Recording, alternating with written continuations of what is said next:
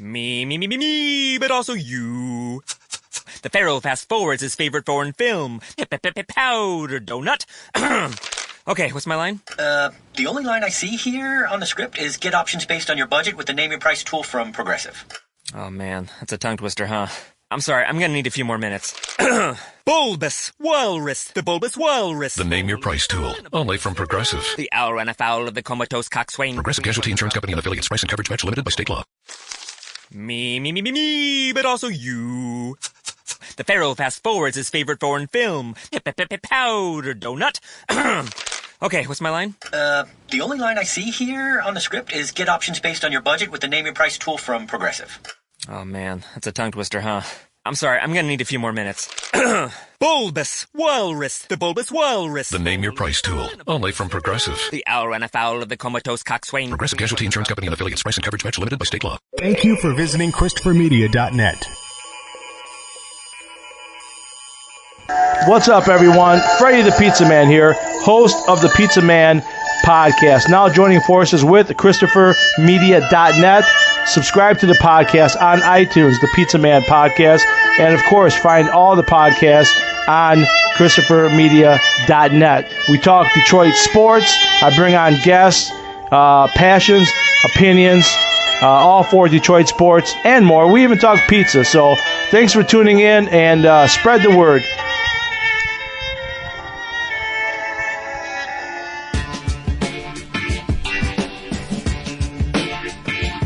From Asthmacore Studios near Detroit, Michigan, it's Unregimented. Gangsters, what's up, guys? And now, here are your hosts. Welcome to Unregimented number 241. I'm Chris. I'm Aaron. I'm Rich. And I'm Todd. Hi. And welcome. Here we are again. Another familiar conversation. We'll start the show. Outside, it's America. I wish something would have happened this week. Something interesting would have happened this week, so we would have something to talk about. Oh, God, nothing, right? I know, right? We don't have a list that's like 10 things long. No.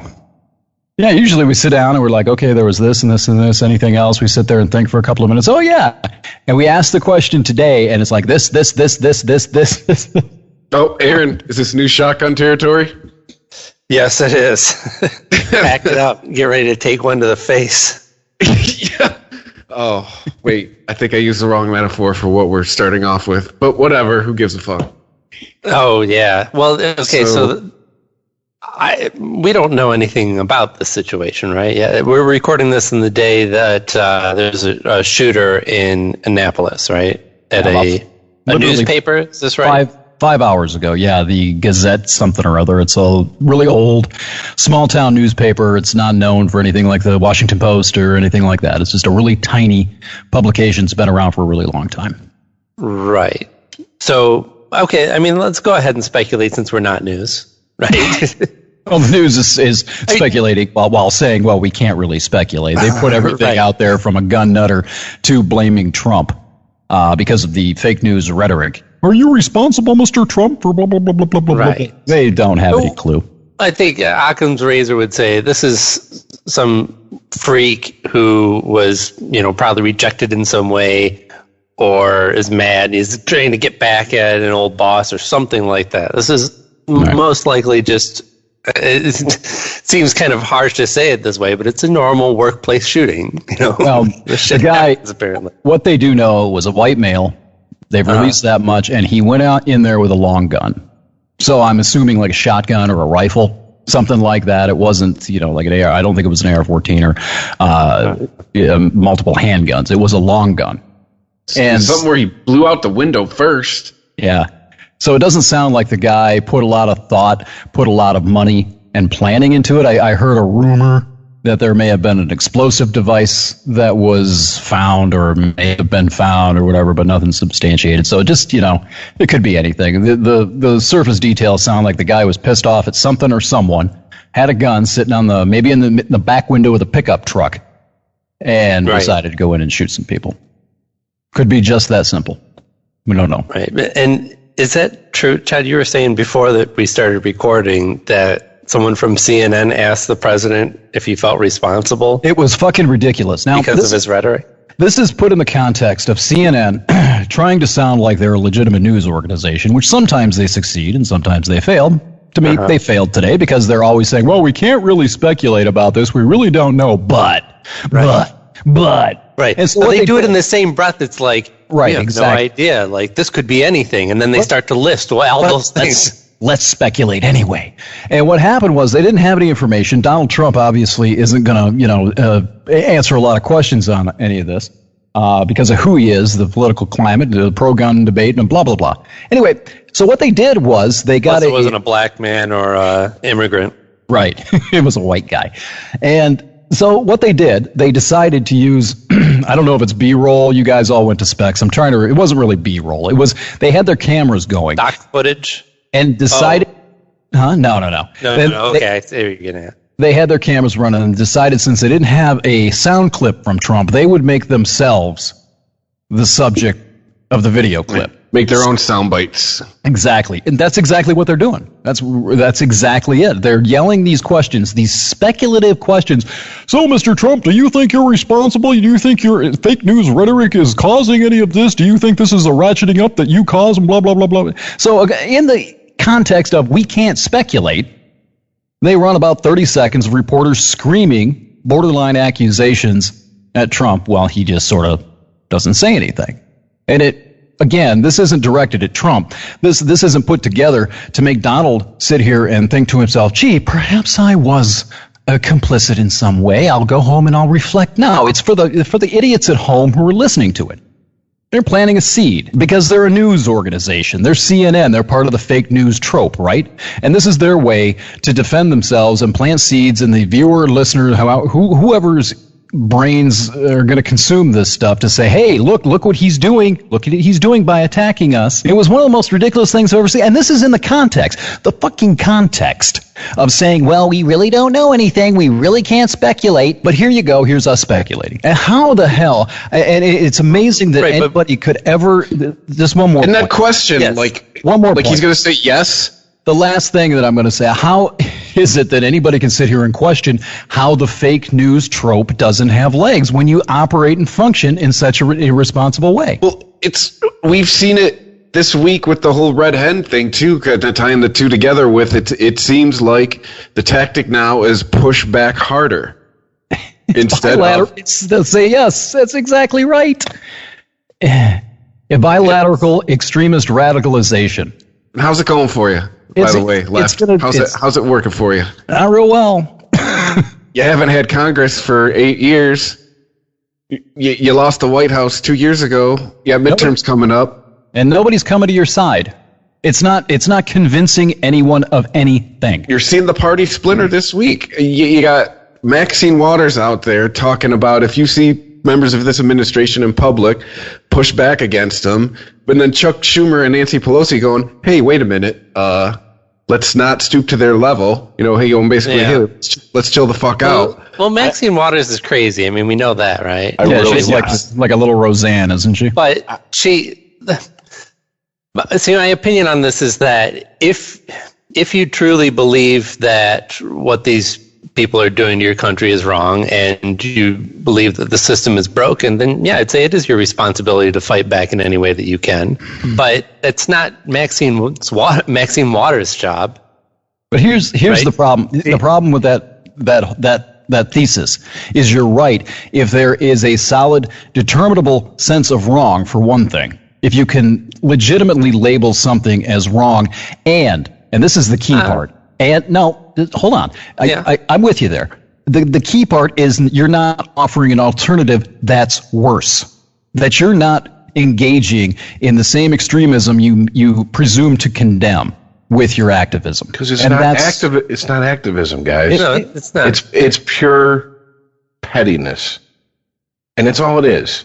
It's just who can be more petty, and that's all they care about. You look at anybody who's commented on this shit, on any story, go to the comment section, and it's just whataboutism. It's just, so it's okay that you won't bake a cake for gay people, which, first of all, isn't even the facts of the situation. Yeah. It's all I've seen this week is whataboutism.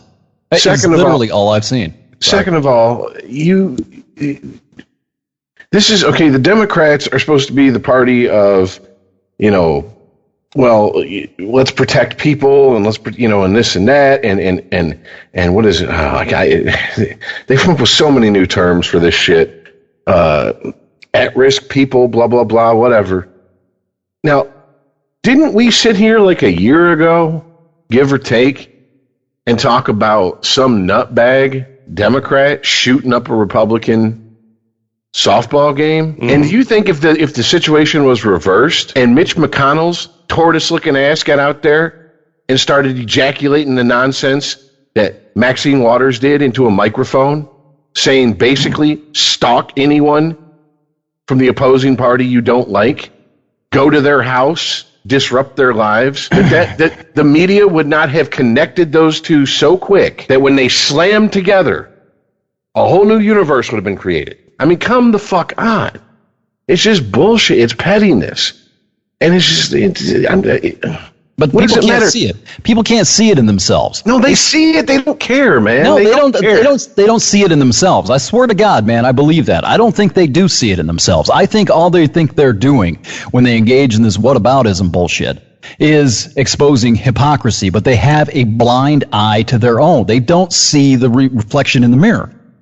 So it's really easy to see somebody else doing this, somebody you hate, and somebody you think is evil and wrong and immoral, the other. But you cannot, the one side can't see it in themselves, and this works both ways. That's why you get this. That's why you get this whataboutism. It goes back and fucking forth, like a ping pong ball. Well, what about it? Because what's different between the guy who wouldn't make the cake for the gay couple and the woman who didn't want to serve Sarah Sanders? They're both wrong and they're both right. That's the difference. The difference is the right wants to defend the guy. The guy's right, not to right. Congratulations, and put and whatever, and put two men on top of a cake as a topper for a wedding cake, and they want to condemn this shit. Happened at the Red Hen? Yeah. And the left wants to condemn the guy who wouldn't bake the cake, which isn't the facts, but don't let facts get in the way of a good fucking outrage. Right. Yeah, he wouldn't decorate the cake. He'd have sold it to him. And they want to hold up, this manager of this restaurant as the second coming of Christ if they believed in him. Right. So it's just bullshit. So it's what it boils down to is each side will condemn the discriminatory act that they disapprove of that was sort of committed against their guy. They'll condemn that, but they will not condemn the guy doing it to the people that they disapprove of. Right. The difference is what team somebody has chosen on that's this all, issue. But all it is. Yeah. But are we in agreement then that there is no core difference between these? Are just people who are choosing not to do business with people that they disagree with? Right. Pretty much. Yeah, I think so. And it comes down to a philosophical, how do you view government? How do you view society? Do you think that a business owner, a private business owner, I don't think the Red Hen, I've never heard of it, so I'm assuming it's not a chain, and this baker guy who wouldn't decorate a cake, do you think that they should be compelled to engage in business with people they choose not to? And if you think they should be compelled, that's a whole different discussion. Personally, I don't think anybody should be compelled to do business with anyone they don't want to. But if we're going to have that, then it has to be across the board. Exactly. Not no special set-asides. Not no people coming in like, oh, my pronouns. Exactly. And all this bullshit. I don't want to hear about it. I don't want to fucking hear about it. Yeah, and that's the problem that we've got, because it's okay to engage. The problem that we have is that people are using the whataboutism to sort of condone their own deplorable behavior. It's like a 4-year-old. Yeah, well, Johnny's mom lets him do it. What do you tell the 4-year-old that says that? Well, we don't fucking do that. Yeah. You're better than Johnny. But if you don't behave that way, then you are no better than Johnny and his family, right? True. What were you going to say, Aaron? I was just thinking, like, what would I do in that situation? If I was a business owner and I had to do business with somebody that I thought was, let's just call it bad for this country as a general term. In your opinion? Right. In my personal opinion, what they're doing is immoral, wrong, or they're hurting this country, or they're, hurting our culture, whatever. And, I think I would have a sour taste in my mouth, but I'd probably bite my tongue and I'd just take the money. I'd take their money, yeah. But as long as they didn't engage in, faggotry or political punditry at the table. Right. I don't care what you're doing in my restaurant as long as you're paying me. And if you're not engaging in this stuff while you're at my establishment, what do I care? Give me your money. Well, right. But the restaurant is a little different, isn't it? It's one thing if I own like a shop and someone comes in, buys something, I take their money, they leave, right? Right. They come and sit down at your restaurant, they hang out, and now you're waiting on them. You are serving them, right? You are subservient to them. That really sticks in their craw. I think that's what you're in business for. Sure. Yeah, no, I absolutely agree. And look, you said it at the beginning of this, they're both right and they're both wrong, right? And I think what you mean, if I was to put words in your mouth, is that they are right from a personal freedom aspect. They are totally free to do that. And they're wrong from, if you're a business owner and this is how you conduct your business, good luck. Yeah. Well, morally, I think I was sort of projecting a moral judgment on them for it because, again, I don't think Sarah Sanders was at the Red Hen holding court. I think she was there having food. Well, right. Here's where we get into the unfortunate alternate facts, fake news level of bullshit with this. Depends on what story you believe. But I've read multiple articles that say once they told her she wasn't going to be served, she left. Yeah. The people she was with, some of whom were her family, went across the street, and people from the Red Hen followed them to the restaurant across the street and basically made it impossible for them to even be in that restaurant by yelling, chanting, whatever, and ran them off, even though she wasn't there anymore. Right, and it was that was the same thing they did to the the Scandinavian woman. I forget her name. The not DHS, Health and Human. Who's the woman that got berated at the restaurant? Basically, the mob congregated around her, the administration official, and she had to leave. The one with the silent J in her name? Yeah, the Scandinavian name. I forget. Yes. Carlson's. Kristen. No. But anyway, whatever her name is, we'll call her Svenita or whatever. But that's exactly. It sounds like the same thing happened to Sanders' family when she went across the street. The mob congregated, followed her, and ejected them from the business. It sounds like Rich. I did Snopes it. It allegedly was one person with a sign. Okay. Yeah. Well, then see here once again. Here we are. So deep through the looking glass, you don't know what's black, what's white, what's left, what's right, because now Snopes is left-wing propaganda. Oh, really? When did this start? Oh, this has been going on since anytime they debunk anything that a right-wing group puts out there as a fact, they're left-wing propaganda. They're funded by George Soros. It's been going on for a long time. Yeah. But if you read the site, they debunk all kinds of shit on both sides. That doesn't matter. It doesn't matter. If it goes against... I'm being logical again. My bad. If it goes against right-wing doctrine or dogma, that doesn't matter at all. Anything that goes against the word is heresy and blasphemy that's funded by George Soros. By the way, I just want to say, Democrats, congratulations. Once again, you people stand in the middle of the forest screaming at a single tree and don't even realize you're standing in the middle of a forest. You have Justice Kennedy who's stepping down. You have Mitch McConnell. We forgot about that. Who fist fucked you so deep, his middle finger was coming out your fucking nostrils when your president wanted to fucking put a nominee in there, and he said, not till after 2016 elections. Now he's going to shove a nominee down your throat before the midterms. And you assholes, per fucking usual, you weak titty motherfuckers on the left sit here and want to argue about bullshit. And that's why I fucking hate you. Fuck you. How do you feel? I know. I am so sick of this shit because we won. We won. We ran off Sanders. Ooh, you ran her off from a restaurant in Washington, D.C., which is primarily Democrat, pretty heavily black, so I'm going to guess they don't vote for fucking Republicans very often. So in other words, you're preaching to the fucking choir by doing this, and you want brownie points. This is the equivalent of Meryl Streep and Robert De Niro getting up and going fuck Trump in front of a bunch of Hollywood people and then breaking their fucking arm to pat themselves on the back. What are you patting yourself on the back for? Absolutely nothing. And what do you think this nominee is going to look like? Do you think this is going to be another moderate like Kennedy?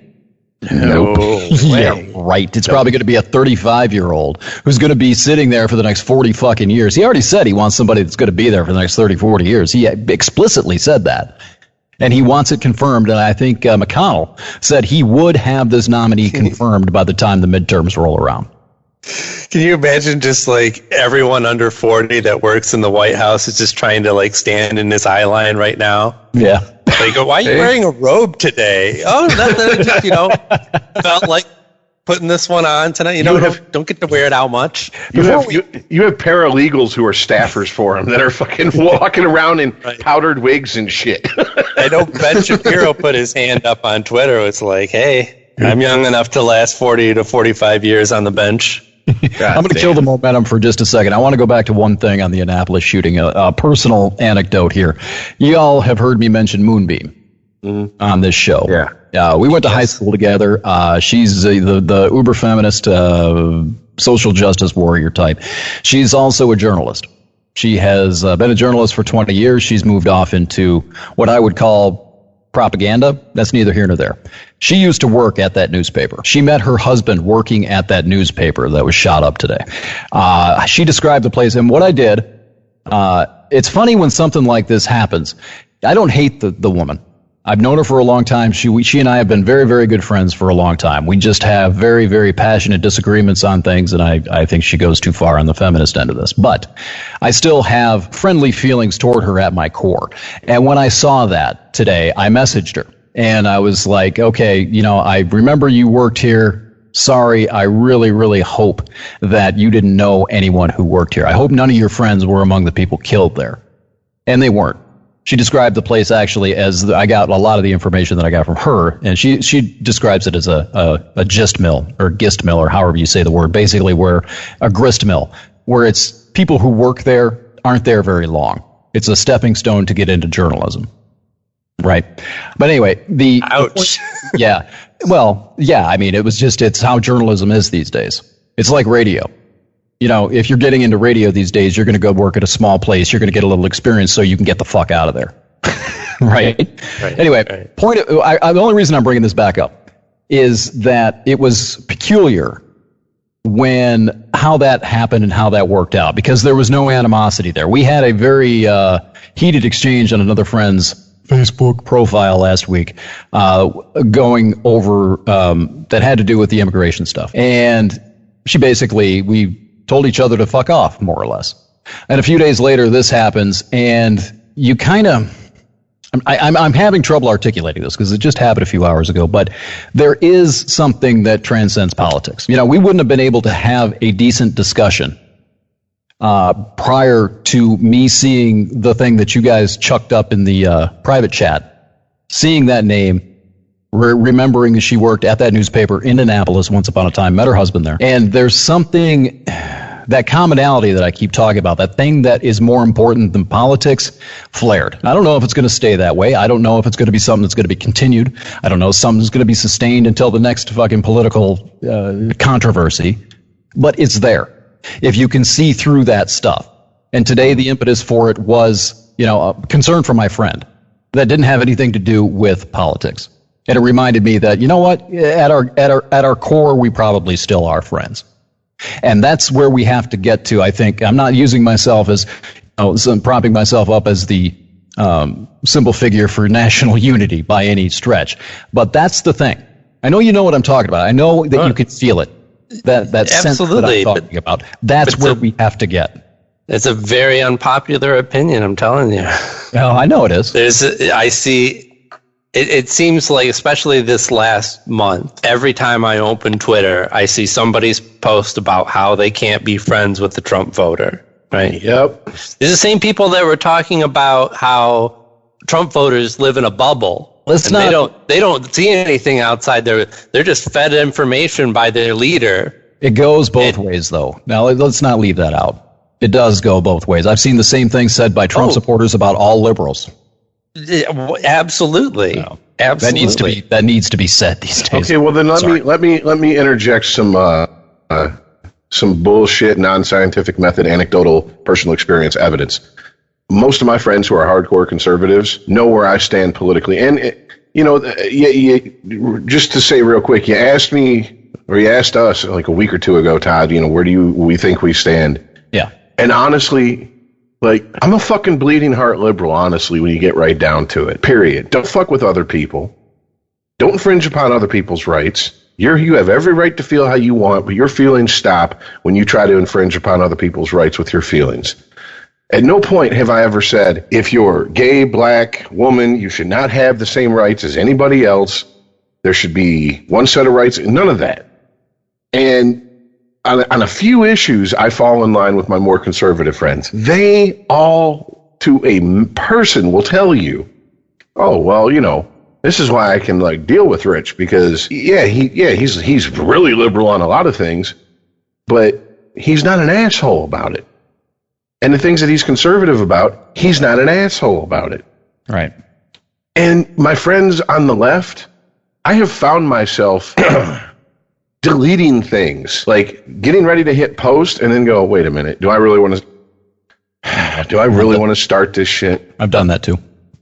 And I'm not even making a political statement. It's a joke, or it's something along those lines. And it's just like, why? Because they're the ones, and I've seen this since election night 2016. If you vote for Trump, you better delete yourself from my friends list, because if I find out you did, I'll fucking do it. And it's like, who the fuck do you think you are? Right. To fucking dictate to me if I want to be your, first of all, motherfucker, are you feeding me, fucking me, or financing me? None of the three? Fuck you. That's the problem I have. And I've run into that 3-4 times more than I run into any fucking conservative family member or friend of mine going, and there's been a couple, but I mean, those are like the lost causes. I mean, they're like, I can't, no, you want to kill babies. Yeah, I do. I do. I actually engaged in a little bit of that myself. I'm guilty of that. Right around the time that dead zone between the election and shortly after the inauguration, when Obama was the lame duck and Trump was coming in and everything, I engaged in a lot of that. And I know a lot of other people that did. And the reason, if we're looking for one, is that these people, these liberals, see themselves as the savior. They see themselves as unquestionably right in a battle against a battle for good against evil. It is a religious mindset. They consider politically anyone who voted for Donald Trump, anyone who supports Donald Trump, regardless of the reasons, doesn't matter, as being on the side of political Satan. Yeah, they're sinners. They're going to hell. It's precisely. I'm not going to drill down too deeply into this, Rich, but that's exactly the mindset. And there are still a lot of people that are in it. And it's getting worse. I mean, I'll tell you this. This ties in. It's a really quick story. I went up to Ann Arbor on Monday, had to go to REI, decided I'd have a quick meet up with a friend of mine I haven't seen in a few years. We went to high school together, or didn't go to high school together, but we were really good friends a long time ago. He lives in Ann Arbor.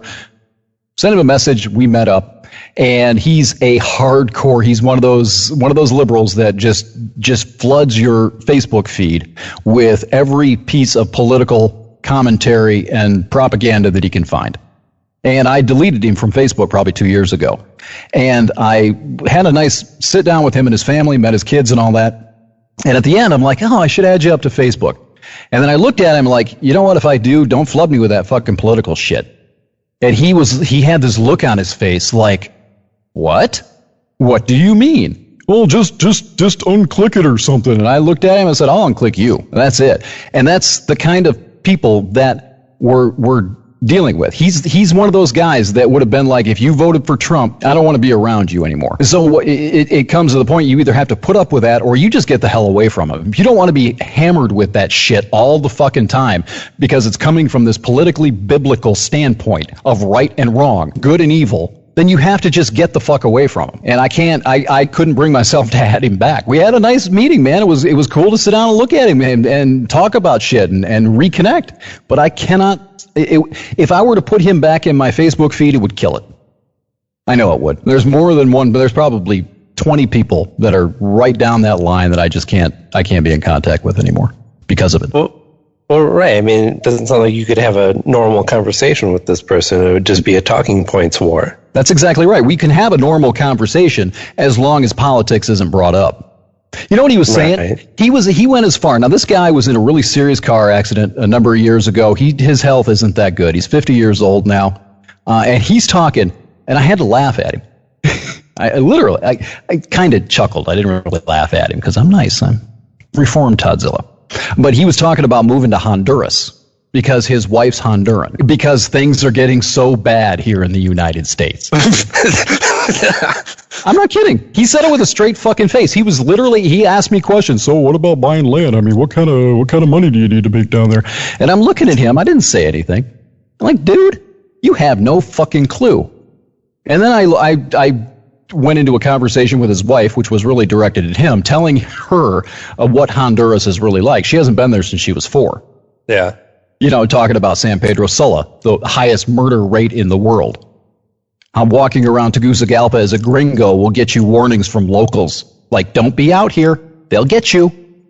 And it was just like, dude, you should go down there, maybe go to Mexico, maybe go somewhere else, look around a little bit, come back and clear your fucking eyes perspective a little bit. It ain't that fucking bad here. It's bad inside of that echo chamber. It's skewed your perception completely. Yeah, I mean, there's certain newscasts or shows, if you watch, you'd think we're heading for World War. It's right around the corner. There's constant...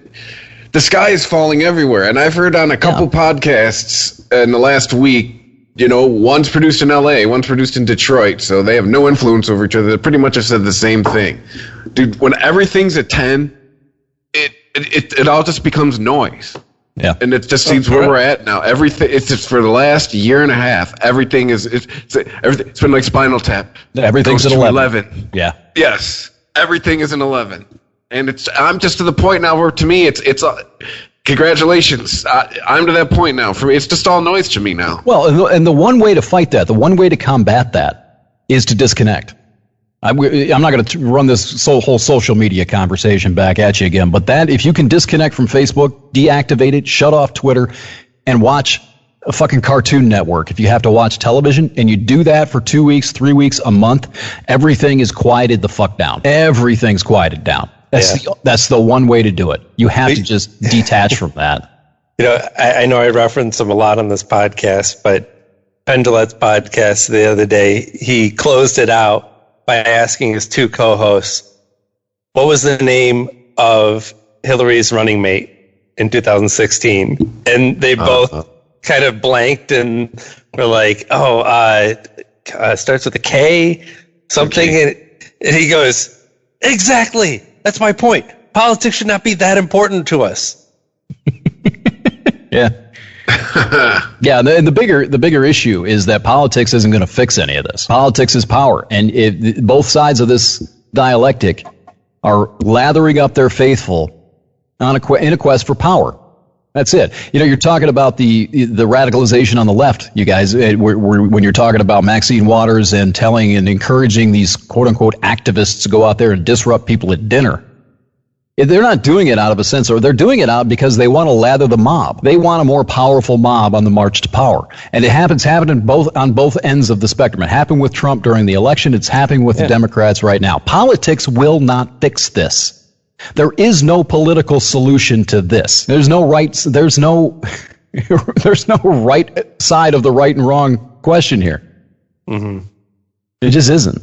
We have to do it. I've said this 100 times. That's why I was talking about Moonbeam a couple of minutes ago. That was a really significant discovery for me this afternoon, that there still is, beneath the layer of rhetorical bullshit, there is still a human connection there. And that's the thing that we've got to find. You have to strip the rhetoric, strip the propaganda away, take off our little political hats. Oh, I'm a liberal. Oh, I'm a conservative. Take it all off and deal with each other as human beings. That's the only way we can get through this and fight through it and actually create something functional. Because until that happens, again, I sound like a broken record. I know I do, but this stuff we've been talking about. I've been talking about it since February on my podcast and on this one. It just keeps getting, the pendulum keeps swinging faster every fucking week. I was listening to NPR and they had a constitutional lawyer / historian on, and they were talking about this exact subject.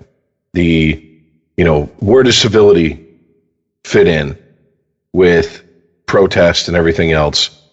And this gentleman said something that really struck home with me, because I see it, and it's in I know a lot of other people see it, but they just don't. I don't think they realize how bad it can possibly get. No, the sky hasn't fell, but I mean, you got people like they're kicking the pillars. They want to see how strong they are. It wants to fall. And I mean, one of the things he brought up was, in this country, from the late 1900s until about 30 years ago, it really was a give and take with politicians. It wasn't the end all be all. A Republican was in office, he got what he wanted passed, and a Democrat was in office and he got what he wanted passed, and both sides understood that. Both sides understood you can't win every single war. You can't win every single battle. Right. And really, both sides understood this isn't a war. Yeah. This is what this is. It's not a sprint. It's a marathon. And to keep this experiment called America going, you have to seesaw.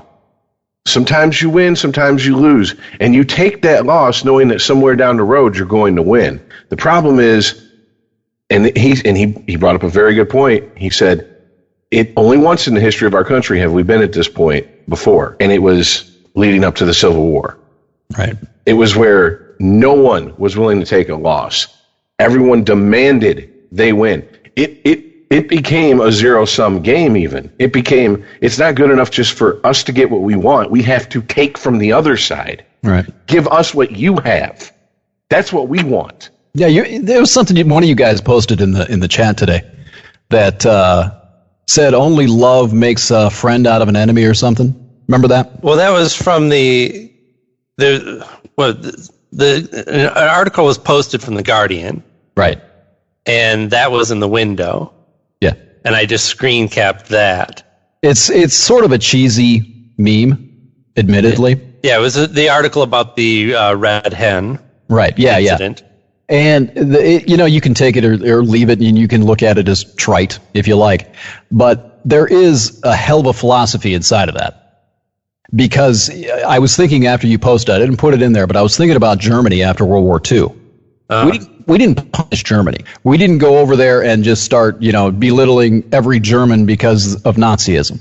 It was the Marshall Plan. We rebuilt Germany. We gave them the means to exist comfortably.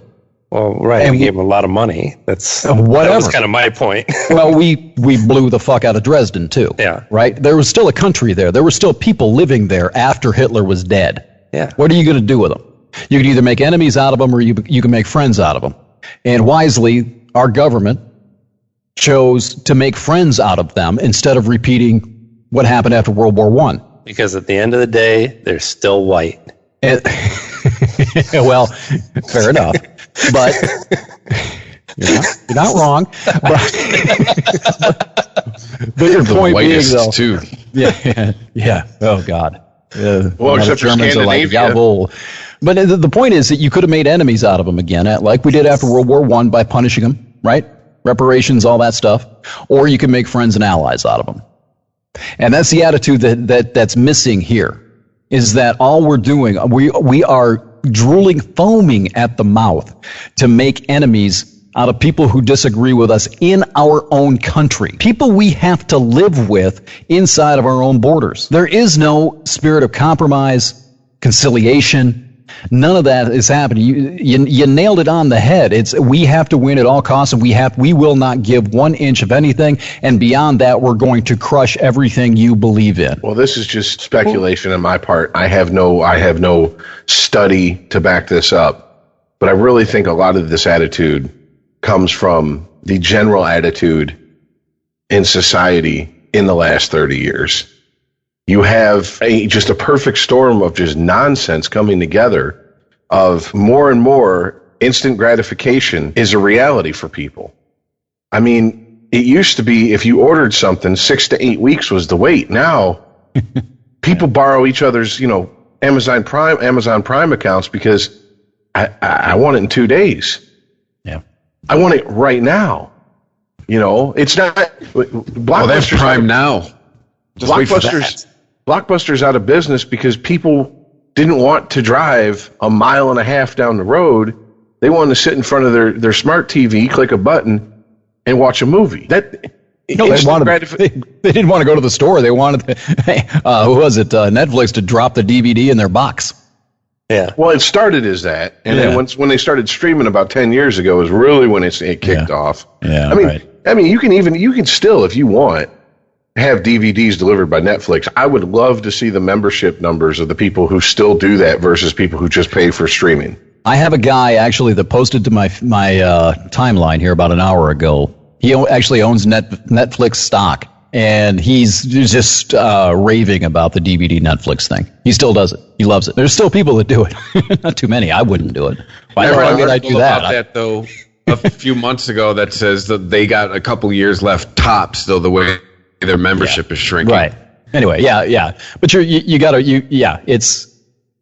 think you're onto something there with that, Rich. And then there's also the whether people like this to hear this, whether people want to say snowflake or triggered or any of those other words that functional retards have now just added into their their very limited vocabulary, and just ejaculate at will these stupid terms for stupid people, because that's what these terms are.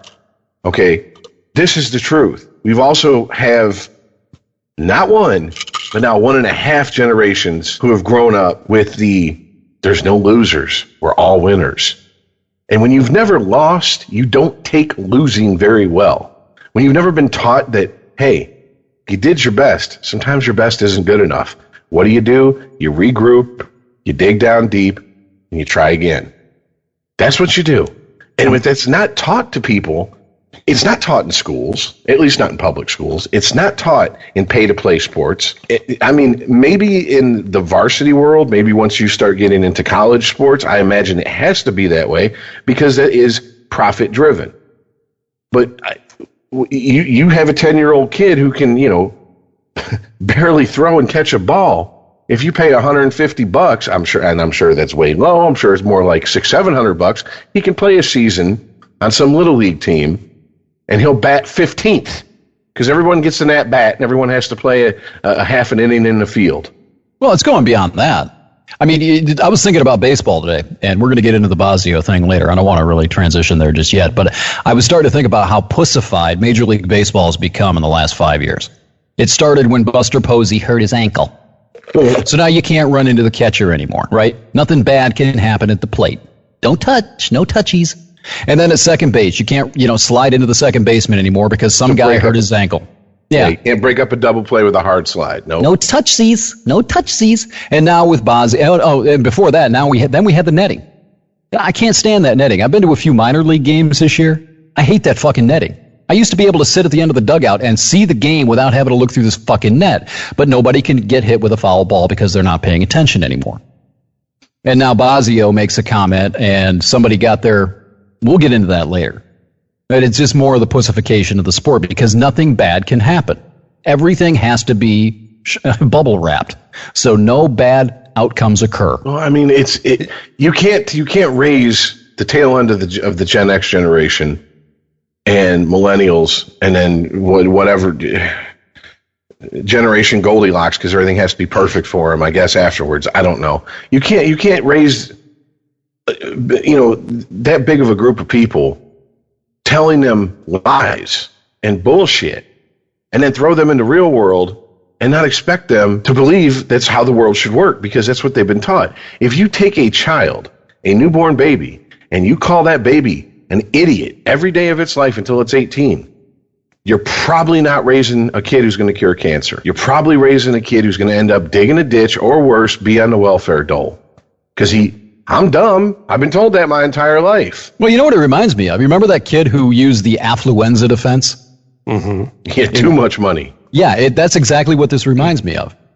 He was cushioned and coddled and actually thought that he had a legal defense because he was basically raised in a money bubble and didn't ever experience any sort of adversity. So he didn't understand that there were consequences. So if you nerf the world and put the kid in bubble wrap from birth to adulthood, take the bubble wrap off, yeah, he's going to have either one hell of a waking experience, or he's going to try to rebubble everything. Yeah, but you take what you just said, you take what I said, yeah, and now you apply it to a group of people who are entering, late 30s into the early 20s, and then you introduce politics to them. Right. They can't wait 2 years for every election. They want it now. Well, I want him out now. He should have been impeached yesterday. What is the problem here? You can apply that more directly to the social justice warrior aspect of this. That no bad outcomes are allowed for any individual ever, except white men, because they've been privileged long enough. So fuck them. But everybody else, you have to bubble wrap, because nothing bad can happen to anyone. See, I see almost the exact opposite. I see him wanting everybody to be treated as shitty as the worst person is treated, because then they can go, hey, now we're all equal. Now when we get pulled over, we all get beat and shot at by the cops. Just like the most criminal black man in the world, right? Yeah, I see where you're going with that, and I think that's probably the outcome, but I don't think that's what they want. I don't think that's what's in their head. But once again, reality and your dream of what reality should be, yeah, we might get there. We might get there in 100 years and 200 years. Problem is, microwave generation. We want it now. Yeah, we want it now. Guys, we are not even 15 years away from the 2004 election and gay marriage being on the Michigan ballot. Mm. Think about that. Now think about how much, if you really look at pop culture in those 14 years, how much shit about gay, trans, bi, non-gender binary, whatever, is just constantly shoved like it's the majority. Right. Well, that started before the election, though. That started with like the Will and Grace era, didn't it? Yeah, but Will and Grace was gay guys and a chick in love with one of them. It's like mm-hmm. it wasn't this. Okay, gay people can be married. Now, who's the next suppressed group in the LGBT community? Right. Okay, trans people. Right. Okay, well, now we got to fight for bathrooms, and now we got to fight for this, and now we got to fight for pronouns, and now who's the next one? Oh, it's asexual people. Yeah, and meanwhile, Justice Kennedy retires, and who's going to be the Supreme Court? You nailed that part of it on the head, where you're sitting there, you're fighting every battle to be fought in the woods, while all this other shit that should be a bigger concern. And the bigger problem is, and now the woods are on fire. The bigger problem is that you can speak the truth, but people just stick their fingers in their ears. Right. The most silencing question I've asked the most militant feminist is, what rights do men have that you don't? Go. And inevitably, within the first 2 or 3 sentences, historically pops out their mouth. And I go, time out. I didn't ask about historically. Right fucking now. Right. What can I do that you can't do? What? Stand up and write my name in the snow without pissing all over my leg? Take it up with the maker. That's not my problem. You want a dick? Save up your money. There's a doctor out there that can make you one. Yeah. I mean, they can't answer these questions because they don't want to. So they just go, I'm just going to dismiss you out of hand. It's the new crazy. You're crazy. Yeah. And once you label someone that, you can just dismiss them out of hand. And the problem is that we're not dealing with reality because reality is not nice. It's not warm and fuzzy.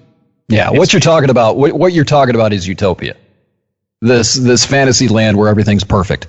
And that if only, we can fight the social justice battle long enough and hard enough and radical enough, we can create this utopia. We've been here before. This whole on paper utopia thing has been all hashed out. And they discovered a long fucking time ago that it doesn't work because it doesn't bring human nature into the equation. Utopia doesn't exist, and it's not going to exist. It's fantasy land. It's Candyland. You can't do it. And it astounds me that people don't understand that or refuse to see it. And that's why we're at where we're at right now, because that's what you're talking about with all of the latest, the victim of the week club is stemming from this mentality that you can create this social justice utopia. And it has nothing to do with reality. It has nothing to do with human nature, human interaction, natural hierarchies, right or wrong, doesn't matter. They exist. They exist in every fucking species. Well, guess what? Looks like the victim of this week is Maxine Waters. This is breaking news. Maxine Waters cancels event over a, quote, very serious death threat. Is anybody on social media? As the pendulum swings. All I can say is that old cooch is probably wetter than it's been in decades right now. Oh, here, let me just say this, and then thanks for that image. I appreciate that. Let me just say this, and then I'm tapping out of the conversation because I can't do this every week anymore. It's getting to the point where I'm hating myself and I'm hating this show because we're just spinning wheels. So if there's anyone who listens to us and it's a hate listen because you think we're a bunch of right-wing women hating, we're going to hate some Negroes, that's what we do, or whatever the fuck, please listen to me. I beg you. Dismiss everything else I've ever said. Please do that, but listen to this one fucking thing. As they used to say in a skit on Saturday Night Live, hear me now, believe me later, because it's going to happen whether you want it to or not. You are fighting the wrong battles. The Supreme Court is going to be one heartbeat away from being predominantly hardcore right-wing conservative. Ruth Bader Ginsburg keels over and Trump's president, you're fucked. You're not going to get the fucking, you're not going to get the fucking, the rulings that you think you're going to get, and you think you got issues now? Wait until you get a Supreme Court full of motherfuckers who are put there by Trump and the Trumpites who come after him. He is the archetype for the new Republican Party. And you people want to argue and be petty, and you're fucking yourselves. And furthermore, you're fucking us. And I'm going to tell you what, you fuck me hard enough, there's going to be problems. Period. And I'm not saying me personally, I'm talking about the people who are begging for two sides to sit down and talk to each other like human beings. Because it's not going to get any better arguing about bullshit nonsense. I mean, when Mitch McConnell pulled that on Obama, I said something on the show I probably shouldn't have said. Aaron, you might have cut it out, but I'm not going to repeat it because, the FBI might be listening. But, I mean, I was like, where's the guillotines at? That's how we solve this problem. Let's start getting some blood flowing in the streets. Problem will be solved quickly. Well, how many liberals do you think are saying that right now? Because you're looking down the barrel of Justice Kennedy is going to retire. He's announced that, right? Mm-hmm. And yeah, there's going to be another Trump appointment. Do you think it's going to be a moderate? God, of course not. Nope. Of course not. He's going to put somebody in that chair, in that fucking robe, that's as batshit crazy as he can find, and he's going to make sure that they're young enough that they sit there for 40 years because we don't change justices until they die or they retire, right? So that's not my point. That's not my point. What you're talking about, Rich, is I want you to take a step further now because everything you said is right. But what's going to happen with the activism, this activism on the left, once you get some batshit whack job conservative and a hard majority on the Supreme Court that opposes everything that you're about? What do you think's going to happen then? How many people do you think when you say, well, that's what guillotines are for, how many people on the left are actually thinking that right now when they look forward to the next Supreme Court justice appointment? The pendulum swings a little quicker every fucking week. The problem is, I don't think a lot of them have the heart. And the ones that do, they're not doing it for the right reasons. Not a lot. Who doesn't? The liberals? The hardcore people on the left, who would get a tip drip at the thought of rolling out the guillotines. I've spent more time than I'd ever like to admit just lurking on Antifa, sites and bulletin boards. Those people do not care for the most part about any progressive issue. They want to go out and fight. They're just too pussy to join the military, or they disagree with what the U.S. does with the military. Right. They're anti-capitalist, whatever. Yeah.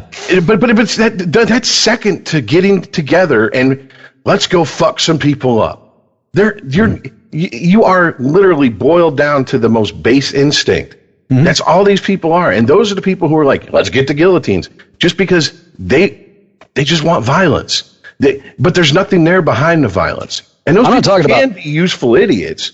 Yeah, I'm not really concerned with Antifa so much as I'm concerned with the more, I use this term loosely, mainstream, radicalized left components. Because I think that as this pendulum continues to swing a little further to the left and a little further to the right every fucking week, month, and year, I think back to, I wonder, I would have liked to have been around about 10 or 15 years before the Civil War. I wonder how many people back then had the stomach for Civil War 10 or 12 years prior to the war and the shot at Fort Sumter. There was a reason the war didn't start until 1860 or whatever it was. Right, it was because people didn't have the stomach for it yet.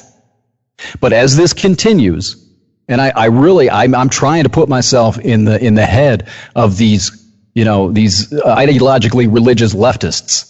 When they see a radicalized right-wing nut job put on the Supreme Court, where are they going to go? They're going to get a little bit closer to having the stomach. I'm not talking about Antifa. I mean, they're a fucking anachronism anyway. Organized anarchists. Come on. I'm talking about the other people who are actually party dogs, agenda dogs. Those are the ones that, and again, once it swings to that extreme on the left, something happens, or say there's rhetoric or whatever, then the pendulum comes back to the right, and then you've got the counter revolutionaries. This is deadly, and there's nothing slowing that pendulum down, man. But this is what they want. This is what they want, man. And nothing slowing it down. You can't stop them. That's the sad part. No, you can't. And for every person who rolls their eyes when someone tries to go to them and say, we need to take up arms against these people on the right, or we need to take up arms against people on the left, for every person who rolls their eyes, every 100,000, whatever, pick a number, there's going to be one person who goes, you know what, you're right. And it's just going to keep spreading and spreading like a game of telephone. Mm-hmm. And they tell two friends, and they tell two friends. And it's, you know what, I'm just like, personally, even if there is another flat out all on civil war, it ain't going to go far enough. It ain't. It's just not. Even if one side gets the government they want, they're both going to start fucking sucking off their corporate masters. We got to help us rebuild. Got to help us do this, instead of going, okay, well, we cleared out Washington. Now let's head to the corporate headquarters of all these fucking organizations and get these fuckers out who've been giving themselves raises to the point where it's 400% discrepancy between the average worker and the average CEO, where 30 years ago it was 25%, somewhere around there. I kind of see the corporatism as a very second or third tier problem when it's as compared to our inability to even look and have a conversation with each other. The corporatism is going to be there. And as far as revolution goes, I would challenge anybody on the left to show me an example where a popular leftist revolution has ever ended well. I mean, corporatism it's there. It's inherent in capitalism. I understand what you're saying. I don't agree with it. I don't like it either, but it's what we have. And I really think that is a much less threat, danger, problem than we're posing for ourselves, and the inability. How do you change corporatism if you can't even have a conversation amongst yourselves? How do you attack that problem if you can't sit down at a table and identify the problem and then come up with a cooperative plan to address it? Well, I'll do you one better. You can have a conversation with someone who gets up from the table and walks. Because I'm going to tell you what, if heads do start rolling in Washington, the fat cats, they're like, oh, no. We're picking up and we're heading someplace else. We can still make our money someplace else on this fucking spinning rock. We don't need to stay here. 70 million people in America, 7 billion people in the world. That's even if we don't cater to America, that's a lot of customers waiting to buy our product. We'll just go where they'll just appreciate us because, hey, they're developing countries. We'll give them $5 a day to put bullshit together. And that's the thing. We have gone so far that I don't know if there's really a way to pull back on the reins because I don't believe there's any way to stop this. This is going to turn into everything that, all these conspiracy theories that we thought were so far out and far-fetched, 30, 40 years ago. One world government, a world run by corporations, 3 or 4 corporations running the world. Does anybody realize what Disney's doing right now as far as buying up everything? Disney, for fuck's sake. They're bringing my X-Men home. Exactly. You had to, didn't you? You had to. They're going to trademark fun soon. Let me tell you something. The only thing that Disney isn't buying is Fox News, and the anti-monopoly law said you can't own 22 Fox Sports regional channels because you own ESPN. Right. So you're either going to have to buy them and immediately put them up for sale, or not buy them. That should tell you everything you need to know. All the sports. God. We don't give a fuck what else if you own. You can own everything, but you can't own all the sports. That's a monopoly. Not that something wouldn't fill its void, but wouldn't it be kind of amazing if they just bought Fox News and shut it down immediately? I wonder what they'd replace it with. Because they're not going to shut the cash cow down. They just replace it with something else. So I wonder what it would be. We all know that Rupert Murdoch is like, you're not getting Fox News. Disney, of all people. Because Disney does have an agenda. Disney has pushed its agenda into products and brands it owns. I mean, from anything from ESPN to Star Wars to anything else, Pixar. I mean, that's just all there is to it. And he was like, it ain't happening. It ain't happening with Fox News. Because he knows they'll come in and just destroy it. I don't know if I can agree with you that a company has an agenda. The way I see it is that there's people who, as groups, have agendas, and there's companies that advertise to them, right? So a lot of people say this, like Disney has this agenda about pushing minorities or something like that. There's no more white princesses or whatever the fuck.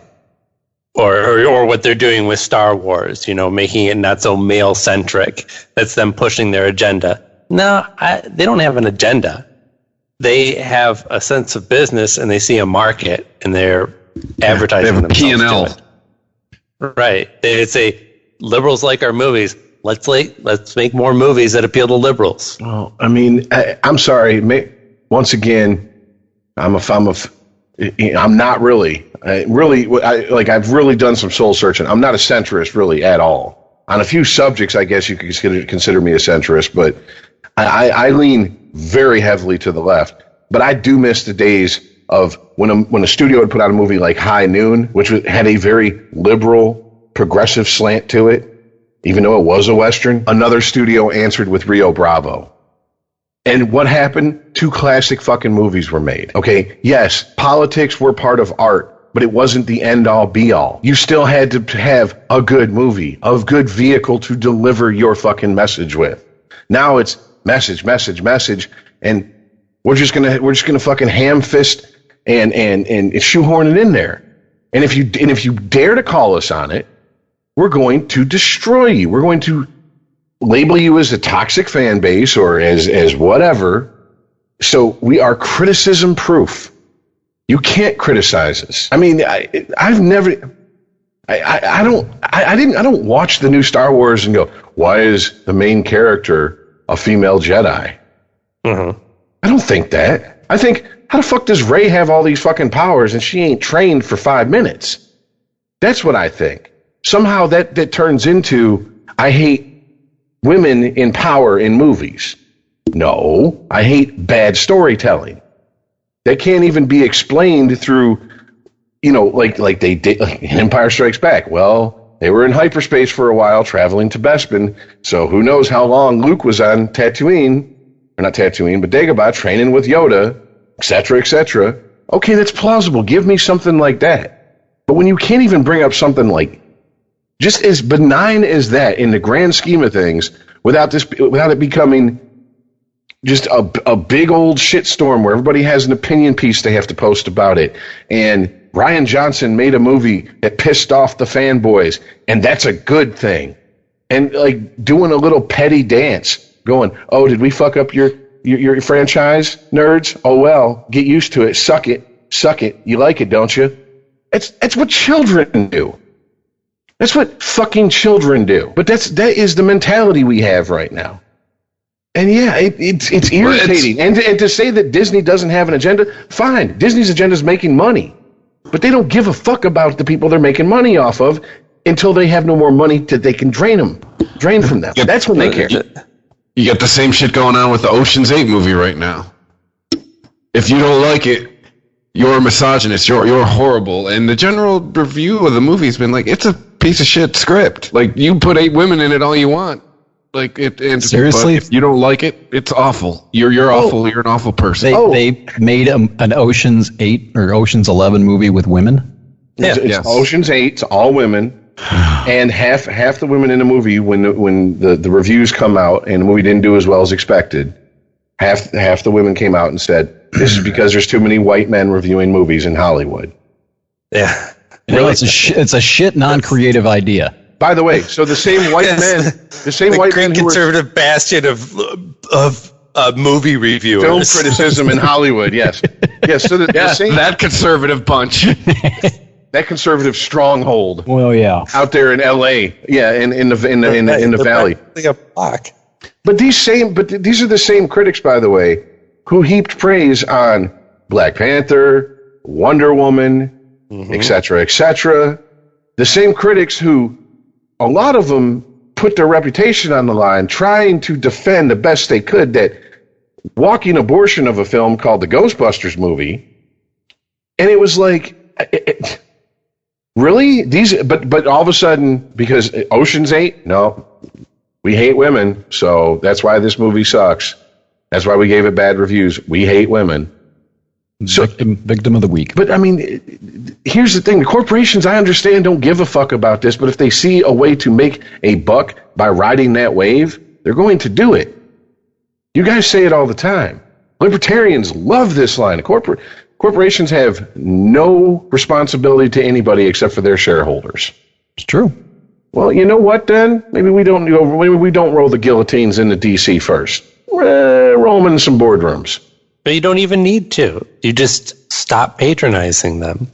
Yeah, well, we've been up and down this road, and 1 or 2 people don't make a difference. A couple thousand don't make a difference. That's all you have, though, is individual choice. You're you have to person. You have to organize. You have to I'm sorry, go ahead. No, you have to be organized, or else your personal boycott means as much to a global corporation, a major corporation, as if you step in front of a train and kill yourself. It has the exact same effect. None. If you don't have sufficient organization behind the boycott, it does nothing. Well, guys, we sat here and played a game of brainstorm about how they could bring Roseanne back, and it turns out they're doing exactly what the fuck we said they were going to do. Like, we were joking about what they were going to do. Why? Because they saw bags of money flying away. No, we're brilliant. We're fucking brilliant. Right. Well, but I wasn't really talking about boycott. I'm just talking about individual choice. But that's all that really applies in a lot of these instances that we're talking about lately. I mean, a boycott of a company, I think, is appropriate if you think that company is doing something that's actually wrong or immoral or is hurting somebody else. You know, sure. Kids making Nike shoes in factories, shit like that is worth a boycott. We're talking about boycotts because they're not making stuff that you like anymore. Like, what is the end result? That they hand over the IP to the fans? That they... Well, this would be a really good way point to transition into Chris Bosio. Well, I just want to ask real quick, what do you do when you have literally a handful of corporations who own every smaller corporation? So the point is, if you don't like the practices of these 4 or 5 corporations, you go what? Live off the grid? We go all Fight Club. Well, I mean, what do you do? What do you do then? Because we're rapidly approaching that. But what are you describing as practices? Is it practices evil doings or the practices making shit? Yeah. The practices of exploiting labor all over this fucking world, exploiting prison labor all over this world. Yeah. But I mean, we could keep it narcissistic American all the way and just talk about America, but it's not America anymore. It's that big jerk off for everybody who thinks they're a temporarily embarrassed billionaire. It's the global economy. Okay? Well, no, really, they don't give a fuck. They don't give a fuck. These people have more money than they can ever fucking spend, gamble, snort, shoot, drink away. Do you think they should? Do you think they're obligated to that? Do you think they have a moral perhaps, but do you think that they have a tangible responsibility to give a fuck? I think they are fucking retarded if they don't realize that you can bleed us dry, but at a certain point, if you don't have a middle class and it's just the rich and wealthy and the poor, what the fuck is going to happen? What are you going to do then? You're going to go live in your ivory tower and never deal with the rest of the world? No, you're going to continue to sell shit at the company store because people have to live. And if you can convince them that the comforts are necessities, they'll still buy it. Well, I mean, and that's where I come back to square one. You can convince anybody of anything except for they're being fucked over. because they get pissed because they're like, no, I'm too smart for that. No, actually, you're pretty stupid. Yeah. On average, we're all pretty stupid, or else we wouldn't be sitting here doing this fucking show. We'd be millionaires. Period. We would find a grift in the system and exploit it. What reason don't we do that? Is it because we're so morally upright? Our moral compass points true north. It's not dented whatsoever. No, it's because we don't know fucking how. No, that's not true either. I mean, speak for yourself. Maybe that's why you're not a major cog in the machine. I tried. I was doing pretty well with it for a long time. I discovered that it makes me want to kill myself, and I want to find some other purpose for living besides making money. A lot of reasons for that. And when you get to that point and you realize that freedom ain't free, and I'm not talking in the bumper sticker sense, in the support our troops sense. I'm talking you choose not to play the game. Yeah, most people look at you and go, well, you're a fucking idiot. Yeah. Unless you are independently wealthy or can completely support yourself off the grid. And that is we are talking a percentage of 1 percentage point that can do that. You have to play the game to some point. And it's a losing game. It's a rigged game. And what do we do? That's the question I ask. What do we do?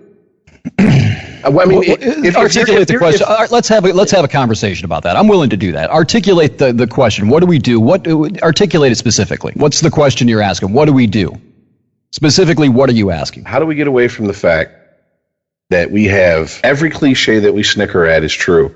We have socialism for the fucking rich and capitalism for the poor. How do we get away from the fact that the middle class is shrinking by leaps and bounds every fucking year? What do we do about that? How do we correct this ship? This is a really easy answer to this, and I already touched on it earlier. You have to identify the problem first. You have to base it in reality.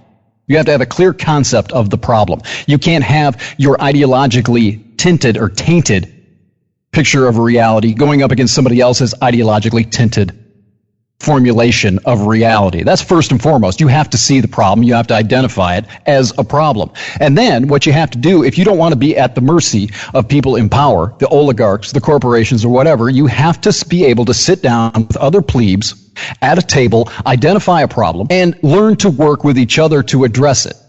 Politics isn't going to fix it. Guns sounds like a centrist to me. The gun point isn't going to fix it. You can try. But like I said earlier, every revolution, this is a leftist revolution. If you're talking anti-capitalism, anti-corporatism, you're talking about a populist revolution. And none of those have ever ended well. Ever. Because it just throws you into another gulag as opposed to a concentration camp. And I understand that. And that's why every time I talk to someone who goes, oh, we just become a socialist nation and everything will be fine. It's not that fucking simple. If it was that simple, we've talked about this before. It works in smaller numbers. When people point to some country who have 5 million people in it, and they go, well, look at all the socialist programs they have. It's because they have 5 fucking million people. And we also subsidize their socialist programs with our military. They don't have to protect themselves. They also know most of the people who are getting that tax money that's being taken from them. Anyway, Rich, to answer your question, there is a tangible way forward. I mean, it's simple problem solving. Okay, but it goes back to what we were talking about earlier, that you cannot do that. You are going to be at the mercies of whoever is at the helm of your ideological ship. They don't give a fuck about you. They give a fuck about power. And you're going to be subservient to them unless you can actually look at the problem realistically, objectively, and based in objective truth. And if you cannot do that, and you can't look at other people who may have different beliefs than you, but actually have a common end goal. If you can't do that, if you can't even identify that common end goal, you're fucked. There is no answer. And that's simple logic. But it all comes back to what we were talking about, what we were getting at earlier. You have got to be able to look at each other without the ideological veil between you.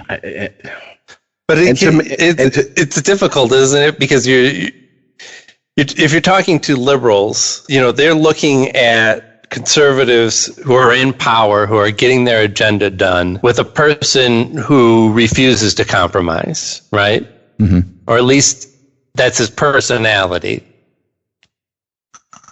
So how do you counter that? Like, well, they figure the only way for them to win, to get their agenda done, is to find their own Trump. Look, you remember during the Obama administration, we had 8 years where we were hearing about the party of no, right? And how terrible that was. Gridlock in Washington. What do we have now? We basically have taken taken that hat off and put it on the other team. Now they're the obstructionists. Mm-hmm. You know what I mean? And the first problem we have is that both of these camps, particularly the liberals, which I find amusing, everybody thinks it's their country. They always use take my country back. It's not yours, bitch. It's ours. You've got to be able to look at other people and understand that there is going to be compromise one way or another, whether you like it or not. You have no mandate. You don't even have a clear majority, let alone a mandate. You're going to have to work with these people, or you're going to come to fists with them. Right. I mean, the only true definition of no compromise means you're willing to either kill or die for your cause. Right? The definition of no compromise is totalitarianism.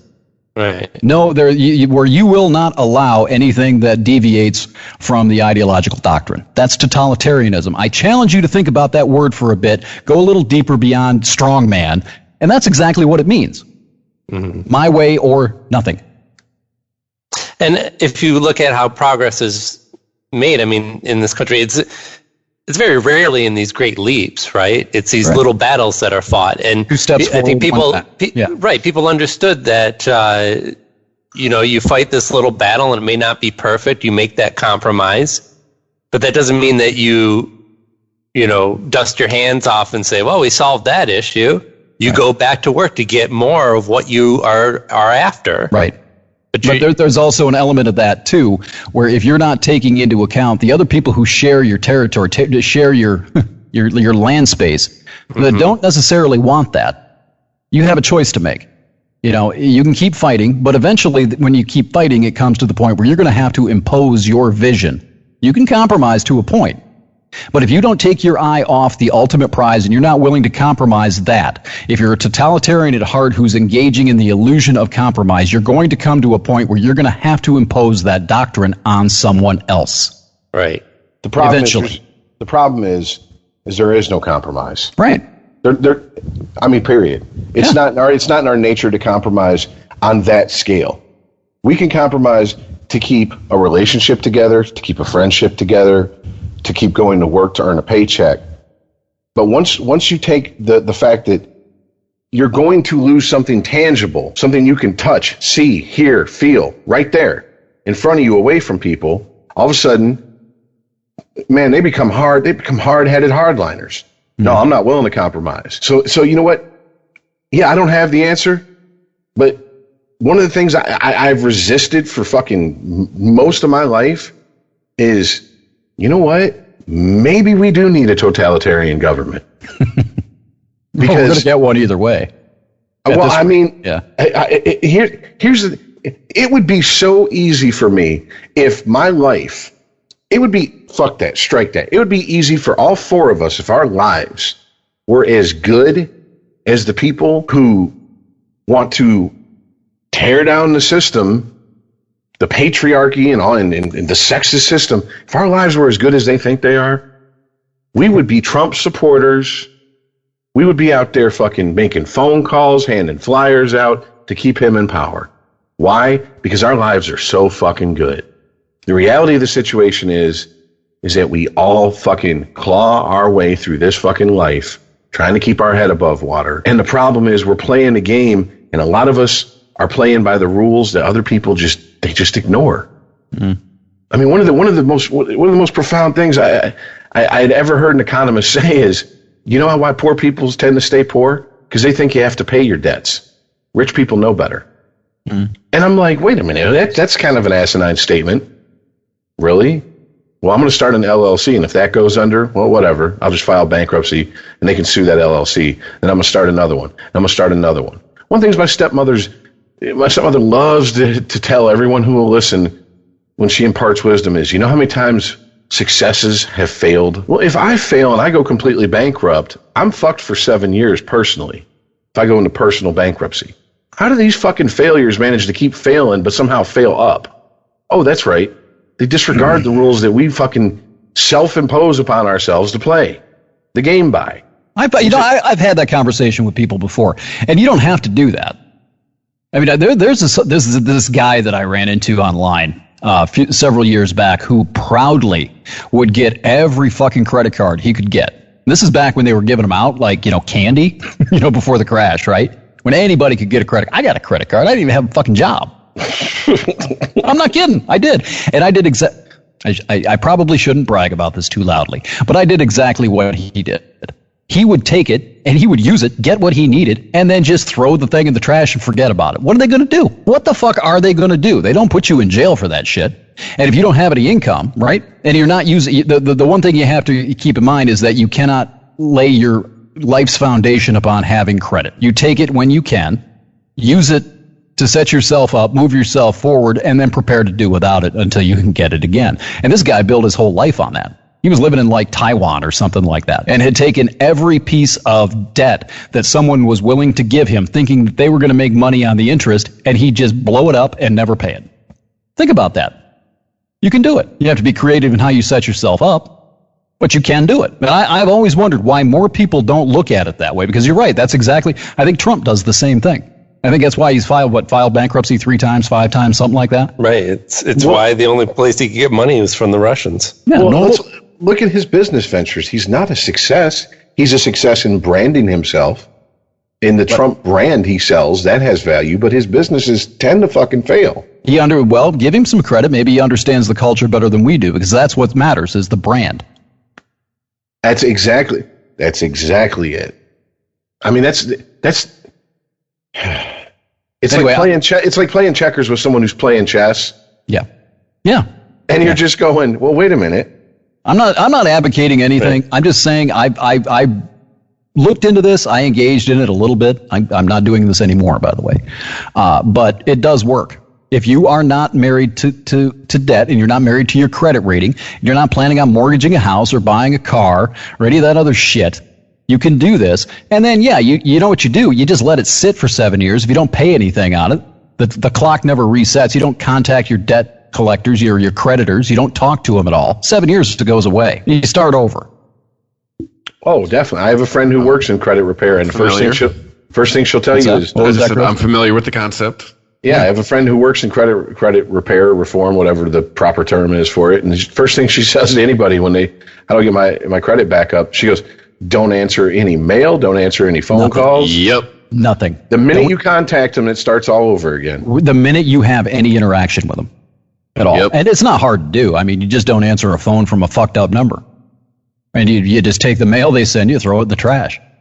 Yeah, I got a piece of mail from a 10-year-old debt a couple weeks ago. I was like, yep, right to the garbage with you. And I would challenge you guys too, and maybe this is a discussion worth having, maybe some other time, but if you're concerned about the ethics of it, is it ethical not to pay a credit card company who's exploiting debt at astronomical interest rates, putting people in debt for years based on a $500 purchase?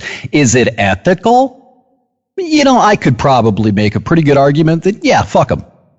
They're in the wrong business. They're money changers. Fuck them. Take what you want, set yourself up, and fuck them. All you have to do is look at the Federal Reserve to see if it's ethical. Well, there you go.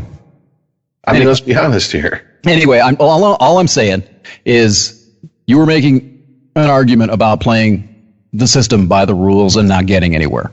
You are not tied to debt. You are not tied to credit. It is possible, trust me, I know these things, to live a cash-based life and use credit where you can make it benefit yourself solely.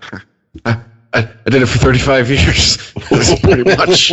So there you go. 41 and counting, baby. 41 and counting. So if you're looking for answers, you're looking for a way to get at the corporatist structure, Rich. There's a movement I'd get behind, because it's an unethical practice to give people credit cards when they're not making enough money to make a living on, to hand someone a credit card and then put them further behind the 8 ball. That isn't ethical. Oh, fuck no. It's the thing these banks do. When I was looking for property in Oregon last year, the stuff that you can afford this much a month. I'm sitting there thinking, no, I fucking can't. What about my finances tells you that I can afford what you're telling me I can afford a month? You are out of your goddamn mind. Yeah. They're basically telling me They're basically telling me to give a paycheck and a third every month to a mortgage. Like, you are insane. I know math. Get the fuck out of here. Right. I didn't feel bad, when the housing collapse hit back in 2008. It was based on all these prime mortgages and stuff, giving out these loans to people who there's no way they could pay them.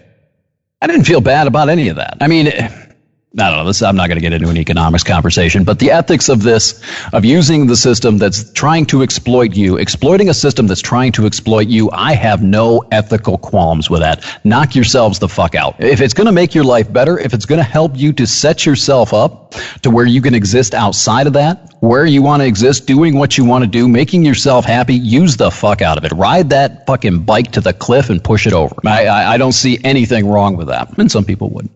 Hey, I gamed it to get good credit. Yeah. Yeah.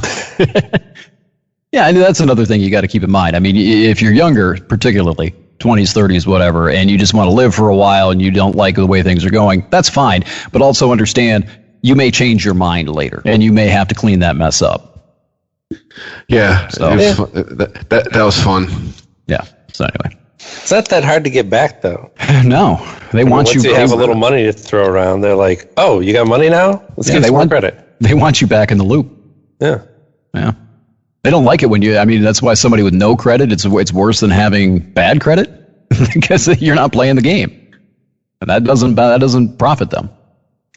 Well, you tried to transition into some sports story about a half hour ago. Oh yeah, well, what is the story you guys are talking about? Enlighten me. All right, Chris Bosio was the pitching coach for the Detroit Tigers. A lot of Michigan listeners, among the several million listeners I've heard that we have on the ChristopherMedia.net network, the Unregimented Pod. Anyway, he was fired this week for making quote-unquote insensitive comments that ran against the Detroit Tigers' zero-tolerance policy of such behavior. And a lot of people were speculating on what the comments were. The Tigers weren't saying anything. They weren't going to repeat it or anything. But Bosio did an interview with USA Today in the last couple of days where basically his version of the story is that he was having a conversation with someone on his staff about a pitcher named Daniel Stumpf. Daniel Stumpf is a raging ginger. He's got pink skin, red hair. He looks like something that was in a cave up in Ireland somewhere and had never seen any sun. And it's like Michael Rappaport with Down syndrome. Okay, yeah. Anyway, the comment was apparently directed at someone who had asked about how Daniel Stumpf's rehab was coming. He hurt his shoulder, his elbow, something like that. He was on a rehab outing. And Bosio said, "Oh, you mean Spider Monkey? That's his nickname on the club. They call him Spider Monkey because of the faces he makes while he's lifting weights. Apparently, he looks like a monkey. He makes funny faces when he lifts weights. So they gave him the nickname Spider Monkey."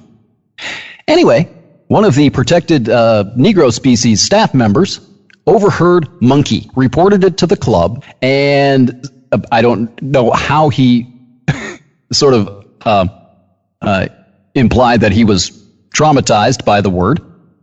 But the club did an investigation and, under their zero tolerance policy, elected to fire one of the best pitching coaches in baseball the next day, or 2 days later, whatever it was. And Bosio came out, said the comment was neither directed to nor spoken to the complainant. Had nothing to do with him at all. He just heard the word monkey, took it as a racial slur, reported it to the club, and he was fired. Cool. Yeah. That's so where we're at now? Yeah, I forget how this was. This was relating to something we were talking about earlier, but I completely missed the connection. But yeah, that is exactly where we are. We've gotten to the point where we have abandoned the culture, at least the culture, if not legally, we have abandoned the culture of the rule of law, burden of proof. There is none left. Between Me Too and the Victim of the Week Club, there is no burden of proof left anywhere. We have descended into a denunciation state. You know, anyone who wants to present themselves as having, this secret information about somebody who's politically or culturally impure, they can have their arbitrary targets punished without proof now, without any sense of damage being done, guilt, anything. All you have to do is claim it. It's McCarthyism, it's Stalinism, it's denunciation culture. And that's pretty much what happened here. They could not bear the potential liability of that story coming out from the employee and having a backlash from the drooling mob against the club. So they have this no tolerance policy where they just will not endure even the controversy. They will get rid of the employee, regardless of whether it's factual or not. Right. I mean, it's a business decision, right? The negative press would affect their bottom line. Pretty much. But that's where we are. We don't give a shit about facing your accuser. We don't give a shit about the rule of law, burden of proof, any of it. All you have to do is make the denunciation. You have to denounce someone. There will be punishing repercussions for it. That's where we are. So this is so thanks, I guess, to Roseanne. Yeah, I would say thanks, Roseanne. Now, any phrase description that uses the word monkey, unless you are literally talking about it's the a monkey, it's the M word, comparing it to nobody. Yeah, comparing the monkey to not even another monkey. It's like thug. He was directing it at a fucking a ginger. Had nothing to do with a black person at all. It's like thug. Yeah. You know, Whoa, well, that's everybody knows that's dog whistle racism. If you say it to a black person or about a black person, yeah, but this wasn't even directed at a black guy. I completely understand. I mean, one of the things we're going through in Michigan here is they're rewriting the social studies books, and there's like a group of 20 people, and there's a few conservatives, and they're lobbying for this is how this madness has spread to everybody all over the place. You have conservatives now using PC culture to twist shit. They don't want social studies books in Michigan to mention the word slavery. They want to say it was forced immigration. Yeah. The thing about this story that got me, that really pissed me off the most, and it ties into the Me Too thing, was there was a nationally known, it might have been Jaffe. I don't remember if it was him. I don't want to tar him with our millions of listeners if it wasn't him, but I think it was, who shared Bosio's story at the USA Today on Twitter and said, I don't know about any of you guys, but I'm glad that the Tigers chose to side with a lowly clubhouse worker over a rich pitching coach. It was justified, the firing or the complaint or anything, just that the club took his side over Bosio's. And this ties in directly. It's the same language you hear from the Me Too people. Well, I always believe the woman, regardless of the facts behind the denunciation. I always believe the woman. Oh, it's better to err on the side of good. No, motherfucker, it's not. There's a reason that you're allowed to face your accuser and have a burden of proof brought. It protects you, motherfuckers. Well, always believe the woman unless it's Sarah Sanders. Well, true. That's true. Or Trump supporting woman. Or Anya, whatever the fuck her name is. Yeah. Always believe the woman as long as she's on your side. Right. But you see where I'm going with this? This is the denunciation absolutely. shit. This is the denunciation shit I keep talking about with McCarthyism. All you had to do was say someone was a communist, no proof, no membership card, anything, blacklisted. Boom, done. It's the same thing that happened in Stalin's Russia. All you had to do was you could go and you could say that, oh my God, this person was one of the moneyed elite before the revolution. Proof or not, gulag, or at least unemployable. Couldn't work. This is where we're headed. We're not headed there. We're there now. It's just only in a couple of areas right now. But when the culture breaks down, the rule of law culture breaks down, how people bask in it. They have that power to punish the people that they disagree with or that disagree with them just by simply making an accusation. This is dangerous shit, and it's crumbling right before our eyes, man. This is shit people have been warning others about for decades now. When Bush 1 was in office and they were ramping up for the 92 election, the Democrats were, and they introduced into the public's mind and vocabulary the term politically correct and started pointing out everything that wasn't politically correct, aka Potato Boy, Vice President under Bush 1. Dan Quayle. Dan Quayle's talking about, Murphy Brown, a fictional fucking sitcom character, being a single mother. That's not politically correct. You can't say that. All the family values. Yeah, I mean, all this started then, and it was amazing to me because I remember clear as day, very liberal artists, actors, actresses, musicians saying, this is a really dangerous territory we're wading into, guys, because this could get out of control real fucking easy. Yep. And if you need any proof that the left is capable of letting shit like this get out of control, look at the PMRC and what we just went through in the late 80s with them. And everyone, no, that's that slippery slope argument. That's a logical fallacy. You don't know what you're talking about. Shut up. More intelligent people than you have thought this out. And here we are now to where it's not even words that have a derogatory meaning in the context they're being used. It's just, well, that word bothered me. That's exactly. So I can tell you this. This isn't coming right now anyway. This deluge and this avalanche isn't coming from the right. And considering I am a white guy, and I find things to be much more important than children being locked up at the border who are trying to get into the country. I sympathize for them and I support them, but I find that things like that to be far down my list of priorities from things like free speech, the rule of law, unity via division, and out of control, almost, maybe not quite yet, but this is borderline persecution feminism. I find these things to be far more important than little boys and girls put into jail cells at a military base because their parents decided to cross the border illegally. Well, that's the beauty. It's the beauty of the social engineering that's being done, whether it be through the universities, whether it be through the internet, whether it be through these radical websites who anything that's not, one of the websites that I was on researching a story for another podcast I do, big old article. If it ain't queer, it ain't right. Right. And I'm like, huh? Wait a minute. So everybody needs to be gay? You understand that we would die out in one generation if everybody started fucking everybody the same, and only fucked everybody the same sex, right? That's not how this world's going to sustain itself.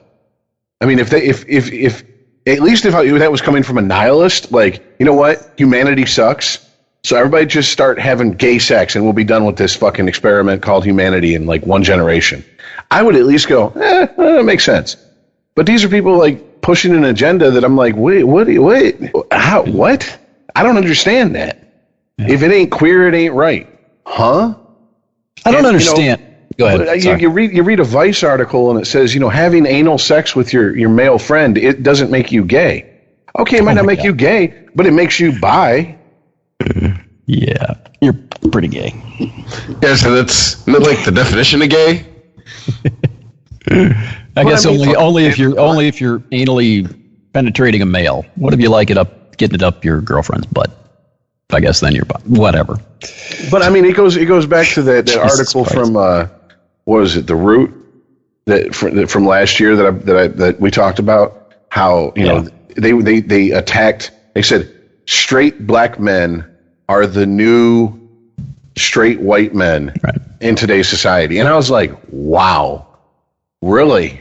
So How do you you're not oppressed enough if you're a black guy? How do you rationalize then that if these are the kind of arguments that people are making, how do you rationalize that something that replaces the white male patriarchy is going to be any better than the white male patriarchy? If this is the kind of logic and radical thinking that they're sort of deluging and inundating themselves with, how is this going to be any better? If these are the people that are spearheading these equality movements, come on. It's just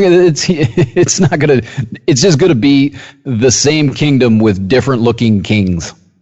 Yeah, it's not going to be any better. It's just going to be their turn. Rich talks about it all the time. It ain't about equality. It's our turn now. Right. Well, remember when we were younger, like it was joked about, but I mean, I truly believe a lot of people, especially older people, believe this, that, you know, if women historically were in power, we wouldn't have all the war we have, because women are just more peaceful creatures, and they want to fix things, and they're more nurturing. And then you see from both sides of the political spectrum, women in power. And the two examples I'm going to use is Margaret Thatcher and Hillary Clinton. Ruthless as any other politician, sucking wind on this rock right now. That's what one was and what one is. One is so ruthless and is so petty, she's willing to drive her own party into the ground and keep driving a wedge in between it and fuck her own party that propped her ass up to get her not one, but 2 shots at the presidency, because she's so bitter she didn't win. She can't just ride off into the sunset and take that Democratic National Committee retirement and live off her Clinton Foundation profits. No, she's been on a 2-year book tour, basically, saying it's sexism and racism and every other reason she lost. It's not because she was just a ruthless bitch and people were like, no, I'm sorry. We don't want Margaret Thatcher, the American version. We're good. Thank you. Yeah. But ultimately, it's like, okay, so if I did it, if I yeah. But I mean, ultimately, it's gotten to the point. And Todd, you called this months ago. You know, the whole thing with the lead singer from Tool, Maynard Keenan. Yep. You know, he gets accused anonymously on social media, and except for the people who are, you know, you always believe the woman. It's been pretty much a. You're doing it anonymously via the internet in the Me Too Time's Up era? Right. Are you kidding me? Nope. Like, chicken shit. What is your problem here? Yeah. And I'm sorry. If she was the first one through the wall, she was the tip of the spear, where she was, you know, afraid that an accusation like this could destroy her. And we hadn't gone with almost last 12 months of accusations flying left and right, and people naming names and coming out and putting their face in front of the camera to do so. Maybe I would have a little bit more sympathy for her. But at this point, I've gotten to, like what you said, people were going to get to. If you ain't got the balls to put your face in front of a camera and make the accusation, and by the way, social media shouldn't have been your first stop. The police department should have been. Right. Long time ago. You know, yeah. I'm having a hard time. I'm having a hard time, one, believing it, and 2, finding sympathy.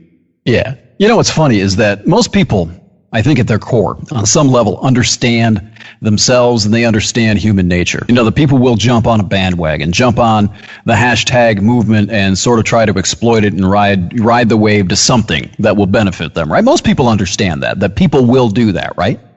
But it's funny how you conveniently forget that when it serves your agenda. It cracks me the fuck up that no, women would never do something like that. I gotta believe. What the fuck is wrong with you? Of course they would. But you're willing, because you're so blinded by the religion, you're willing to put those blinders on and not even consider the possibility that this is just a bullshit story. The same thing with the people who are, oh, I'm glad they supported the clubhouse worker up there in Detroit. Because there could be some bullshit involved, but you don't care because it serves your agenda and it furthers your cause. It just cracks me up that people are that fucking willfully just dumb, and they expect everybody else to be as well. It's like you challenge that, and they'll attack you for not taking the same line. They want you to be or pretend you are just as stupid as they're acting. I don't get it. I've just learned to ignore it. Quite honestly, like it's. I don't know how you can do that. I mean, I guess I do understand how you can and probably in many ways should ignore it these days. But I think I smoke a ton of weed. It helps. Yeah, that's the thing. Prozac. This kind of stuff where you're not allowed to face your accuser anymore, but you're also expected to pay the price and serve the punishment. That's dangerous shit. Because, again, it's just starting here. Once you make that acceptable, and once you put that into the collective consciousness that it's okay to do that, where else does it go from there? Yeah, exactly. What, in 10 years, you're going to be able to denounce someone as a Trump supporter from 10 years ago and have them ostracized? When the movement really kicks in, if the pendulum actually sticks to the left and the culture kicks in, you're going to be able to denounce someone as a Trumpist? Oh, Todd.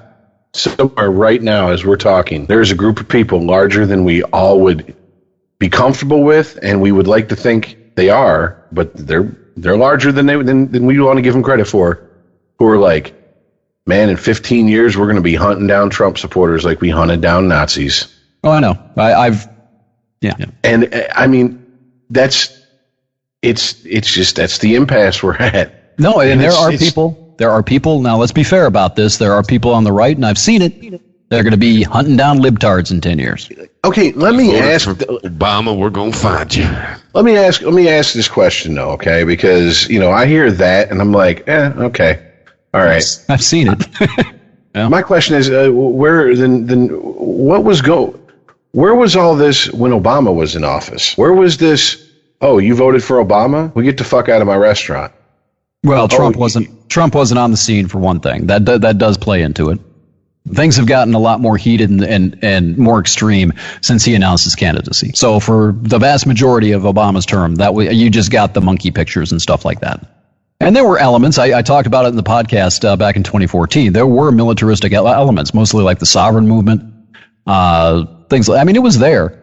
It was burrowed somewhere deep beneath the Tea Party at the time, but there were those elements.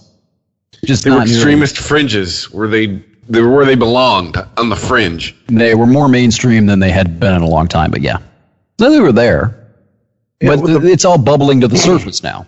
The problem remains that just like in Charlie LaDuff's new book, talking about spending time with the KKK, he's like, if you spent time with the dozens of people that I did, literally dozens, you would go, what are we afraid of? These are people who can barely wipe their ass with two hands, a flashlight, a roll of toilet paper, and written instructions. I mean, these are the bumbling idiots that we need to play the Benny Hill theme when they go through life, and they're propped up as this big boogeyman, and it's okay. Where is this? Where are their advocates? Where are the advocates for these people? You're telling me Donald Trump because he goes, oh, there's good people on both. Hold on. I don't know what you mean by advocates. Where are there people in the media propping up the KKK, propping up the Aryan Brotherhood, saying, we might not agree with their tactics, but, they have some good points. Because anybody who's militant to the left, you get Hollywood, most musicians, etc., most of the media, is going to give you the benefit of the doubt, no matter how nutty and extreme your shit is. I cannot count how many articles I've read from Vice, Huffington Post, etc., saying, well, these people, who go and destroy private property and they attack people they don't agree with, That's wrong, but ultimately their heart's in the right place. I mean, that just doesn't exist in the mainstream on the right like it does on the left. I think you're probably. I think it's mostly primarily. I guess you could say it depends on if you consider Alex Jones mainstream. He's more mainstream than he used to be, and I also think it's a mistake to lump in the white nationalists with all of the patriot movements. The militias and things like that. The Hooteries down in Lenawee County here in Michigan a few years ago, I don't think they were white nationalists. I don't think they were, running around burning crosses in Lenawee County fields. So I think that element, is naturally will align itself with the patriot movement and the militias and the anti-government, anti-liberal people, like the extremists. They'll naturally align themselves, but I don't think they're related. And while I agree with you, my point is the people who are opposed to those people, directly opposed to those people, have to lump those groups together. So they finally have a big enough enemy to go, here we go, guys. This is what I've been warning you about. You're right. That's how you get Charlottesville, a collection of like 24 people made out to look like it was 5,000 Nazis. I mean, and somebody has a vested interest in doing this. And I don't mean that in like a conspiracy theory, faceless shadow figure. I'm talking about there is a reason that this type of shit is pumped into our fucking heads constantly. Sure, of course. You want to hear it? You need an enemy. You need an enemy to drive the base. And you have to, the more demonic you can make it, the more passionate your base will be. It's pretty simple. I mean, and the right does it to the left as well. They take the clips of all of these speeches, like I forget his name, the guy who gave a speech at like University of New Hampshire or something like that and was basically shouted down through the entire thing. They take those clips and hold it up as their own Satan, where they can demonize the entire left, the entire far left, with a clip from New Hampshire. Whereas the people on the left can do the same thing with the white nationalists. You have to have an enemy. And the scary part is to what end? Because I mean, that's to me, that's where I'm like, all right, so that's up to us. Do we just kick back and wait? No, it's up to us collectively. And how long are we going to let this happen? How long are we going to, continue to put the blinders on, put the blindfold on, and listen to what's being whispered into our ear and interpreting that blind reality as the truth? And if we don't ever get through that, there is no end to there's no limit to the end. I mean, we've seen this repeated throughout history. And the problem that we have that's unique, I think, and I'm really struggling to find another example where a country this size, this powerful, was this divided and this intently. And that's the scary thing, because when you start asking to what end and where does it go and how far does it go, there's no limit, man. It's up to us. How stupid are we willing to be? How blind are we willing to be? How blindly following are we willing to be? And we lost Chris, which I think means we're not recording. No, we should still be recording. I'm still logged in. Yeah, we're recording. Everything's fine there. My bad. Well, I think a very... You sure about that? Yeah, I just looked. Okay. I think a very telling... I'm logged into the studio. I think a very telling piece of an article you shared in the group chat from the Guardian, the one about how the Red Affair broke America's civility wars wide open, is the first paragraph, which is, a refugee from what is now South Sudan remarked to compatriots recently that America increasingly reminds them of home, where we have ethnic tribes. Here's that buzzword that if you listen to us, you have heard it for months now, ideological tribes. Been hearing from me for years.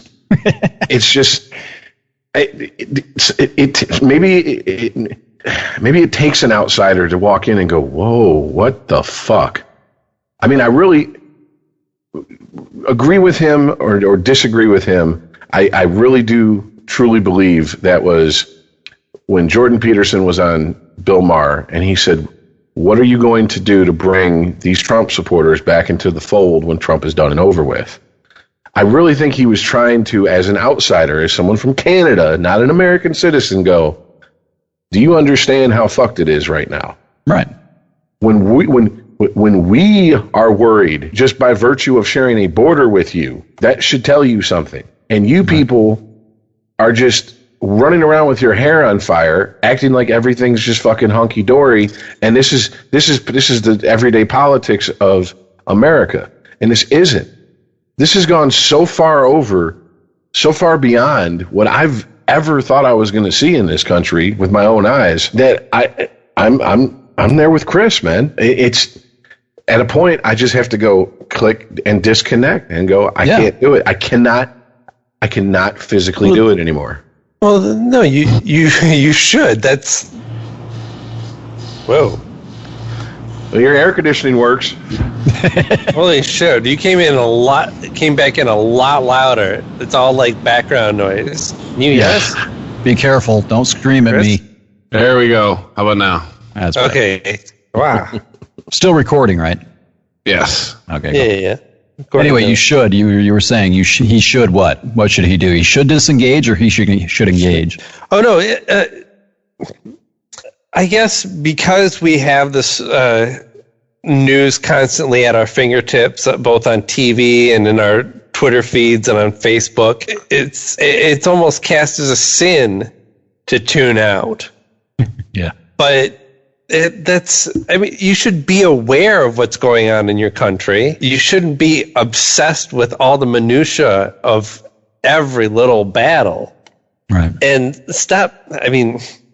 Sure, if you're a liberal, you take heart in little things like the Red Hen incident or the protests that happened just today.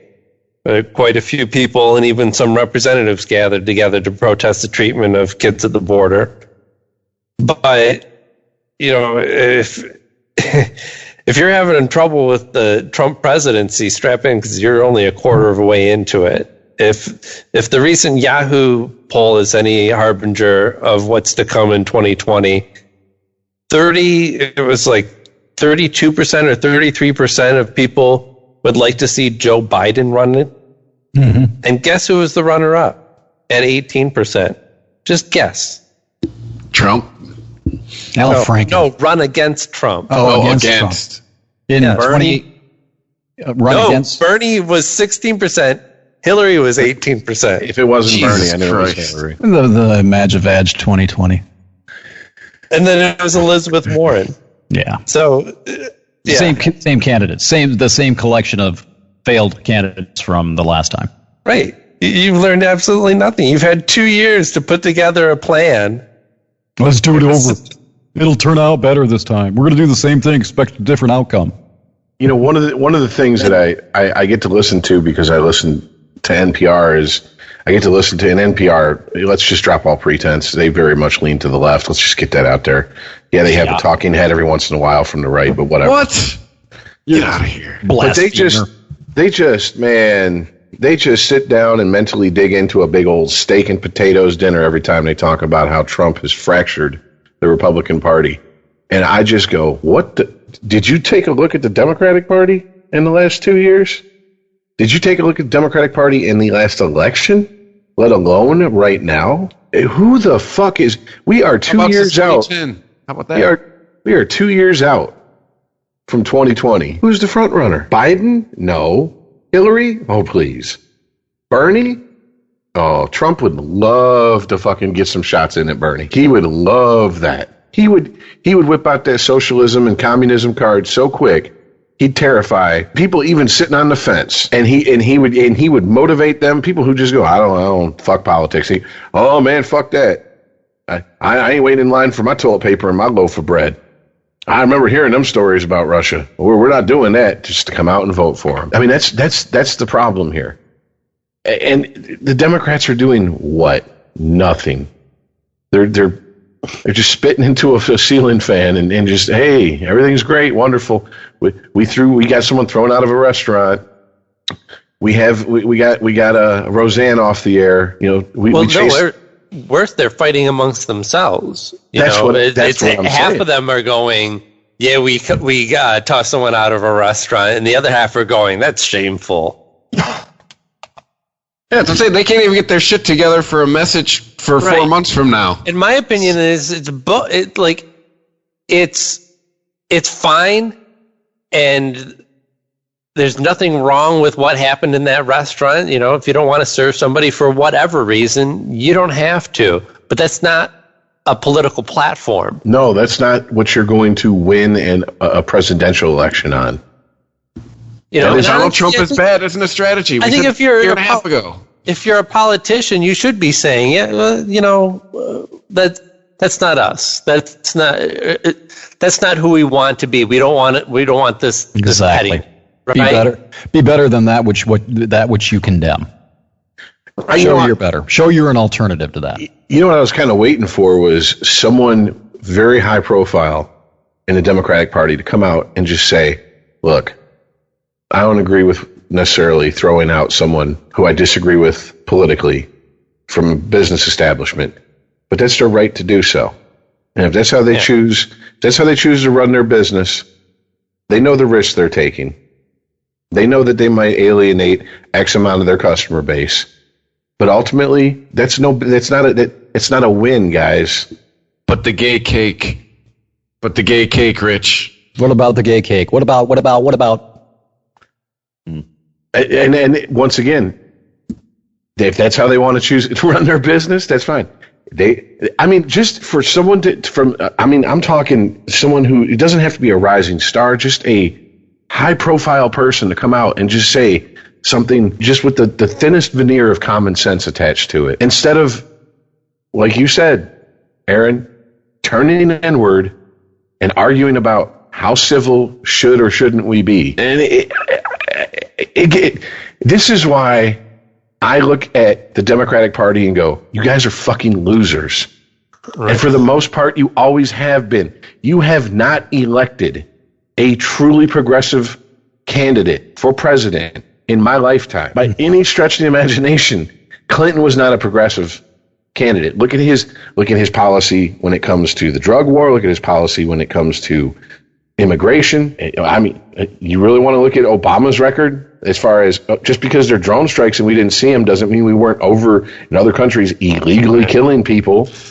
Isn't Clinton the one who filled the prisons? They don't even like their own progressives, really. When they lose or eventually get voted out of office, they're like, oh yeah, he was kind of a pussy, wasn't he? Yeah, right. And I mean, the biggest... They want a dog to fight for them. That's it.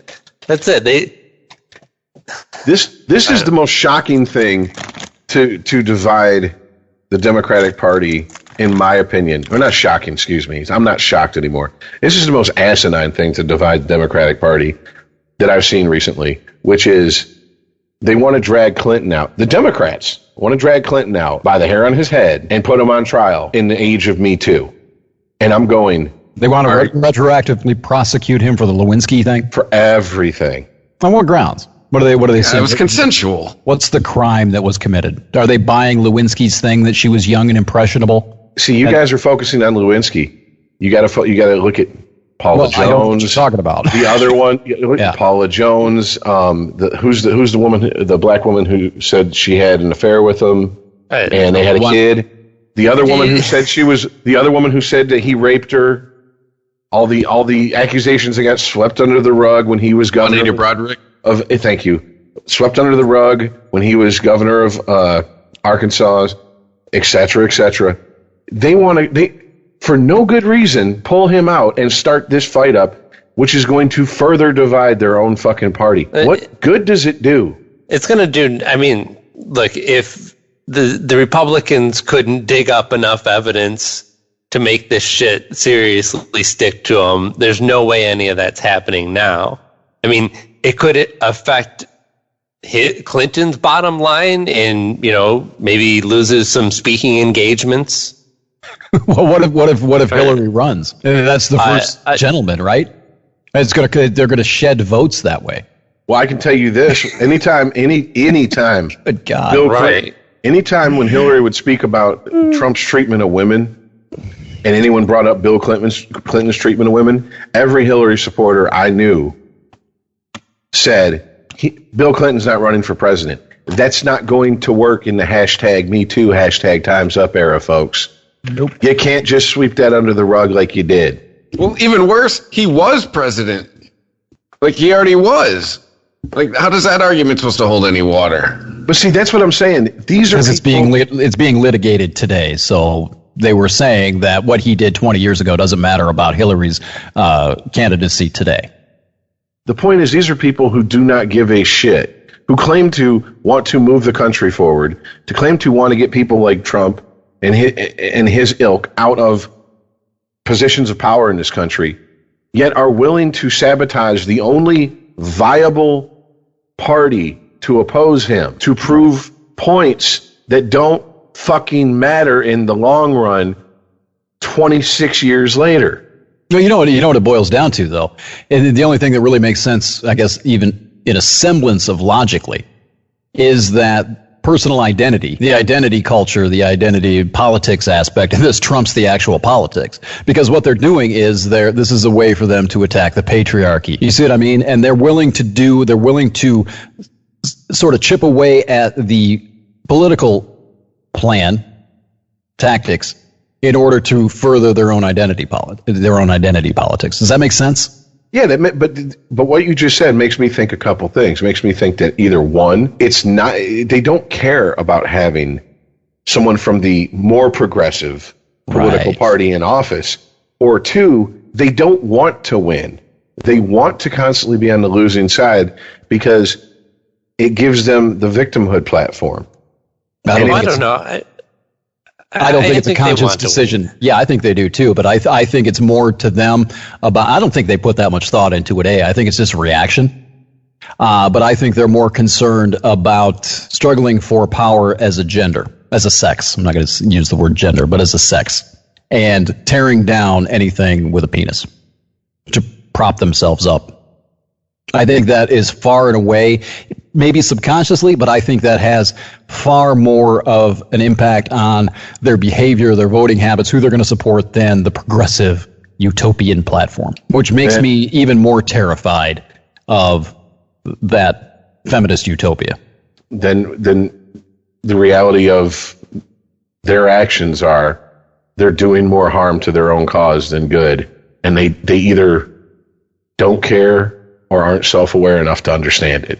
It's B. Well, I think, they're doing more harm to their cause only because their base isn't as big as they think it is, right? They're eventually going to alienate a lot of people who they could have rallied to their cause. I mean, their tactics are the same as the conservatives who put Trump in office. It's just that they managed to kind of all get together. They managed to actually organize. Show me how the tactics are corporate. I'm trying to figure out how you see the same tactics Trump used. Specify that for me. Well, I don't know. I guess I struggle to come up with specific examples, but really, I mean, you have conservatives want to mold this country into their ideal of it, what they think it should be, and that tends to be based on tradition, what we have been in the past, where we come from in their eyes. Progressives, they want the same thing. They just have a different vision of what the world could be, and it's not based on the past. It's based on this ideal that no human has achieved almost, right? It's called utopia. Right. The idea of utopia, that's kind of what it is. So how are the tactics the same, though? How are you seeing the I don't know if you call it a campaign or propaganda, but whatever you said that you saw the tactics being the same as, just broadly connect that for me, because I'm not sure I understand where you got the idea from. I can take a swing at that pitch, and I can just say real quick, disregard facts, and the facts are what the party states, aka Trump gets up. No, that's not the truth. The truth is what I say. And these people, they don't have necessarily the figurehead like Trump for them. Yet. But they get up, yes, I totally acquiesce to that point. But they get up there and they go, the facts aren't what, 2 plus 2 don't equal 4, it equals 5 because we say so. Is that what you're getting at? You think it's a post-truth kind of thing, Aaron? I think that's one aspect of it. I don't know. I mean, give me any example of a Trump tactic and you can find the exact same thing happening on the left. In the same way that even though conservatives deny it and make fun of liberals for playing identity politics, they're playing the same identity politics, just with different identities. Absolutely. Yep. And that's one of the most maddening things. It's one of the most maddening things about listening to Jordan Peterson talk when identity politics come up, because he savages the right for playing the game just as much as he savages the left, but no one ever brings that up. Yeah. No one. Not his detractors, not his defenders. For some reason, it's like a fucking... Oh, there's a definite reason. Nobody on the left is ever going to mention that because they are terrified of him and they don't want anybody going to check him out. They don't want anybody sniffing up his leg. They want to demonize him and basically spray progressive raid on his body. And if you were to say that he does the same thing to the right, people would go check it out. Well, I mean, like I said, the political correctness has spread to where both parties use and abuse it. Like I said, we have 20 people debating in this state of Michigan right now whether they're going to call slavery forced immigration. Right. And they're right wing. This is a right wing think tank that introduced this idea. That is asinine. Mm-hmm. That is, you are kidding me. That is equivalent to, what do? I pump gas for a living. You're a petroleum discharge engineer. Well, it's George Carlin's. You want a good 8 minutes of your life to be spent, dear unregimented listeners? Google euphemisms and George Carlin. It is one of the best pieces of audio you will ever listen to. I promise you, you will thank me later. Just send money. It's cool. But do it. And I mean, the triggered used to be an insult from the right to the left. Now it's an insult back and forth. Snowflake. I see people on the left calling people on the right snowflakes as much as I see it in the reverse. Right. I mean, there's a lot of the childish tactics, but I guess what I was referring to is more of like a big Trump tactic is fear, right? Well, that's, of course. And that goes for any politician, I guess, if you want to use broad enough terms like that. But Trump uses fear of immigrants, fear of people from other cultures coming in and making this country into something that isn't the pure white America that you think it should be. Right. This ties into what I was saying earlier about every ideology, every religion needs an enemy, needs a devil. To be why? Why is that? It's because you need to make people afraid of the alternative. Right. So that goes both ways. I mean, I'll agree with that, but I don't think that's specific to Trump and the Me Too, the feminist, whatever the fuck we were talking about. I'm not trying to pin you down. I'm not trying to play like semantic games with you, but I'm really, something triggered the thought where you thought that this leftist group, I don't even, who were we talking about? I have feminists in my head now. That's the thing. I guess radical feminists. Something connected what they're doing with what Trump does in your mind, and I'm legitimately trying to see where the connection was made. That's all. I'm not trying to get you to. I'm sure you're right. I'm trying to really authentically understand specifically what you were thinking of. Well, I don't know.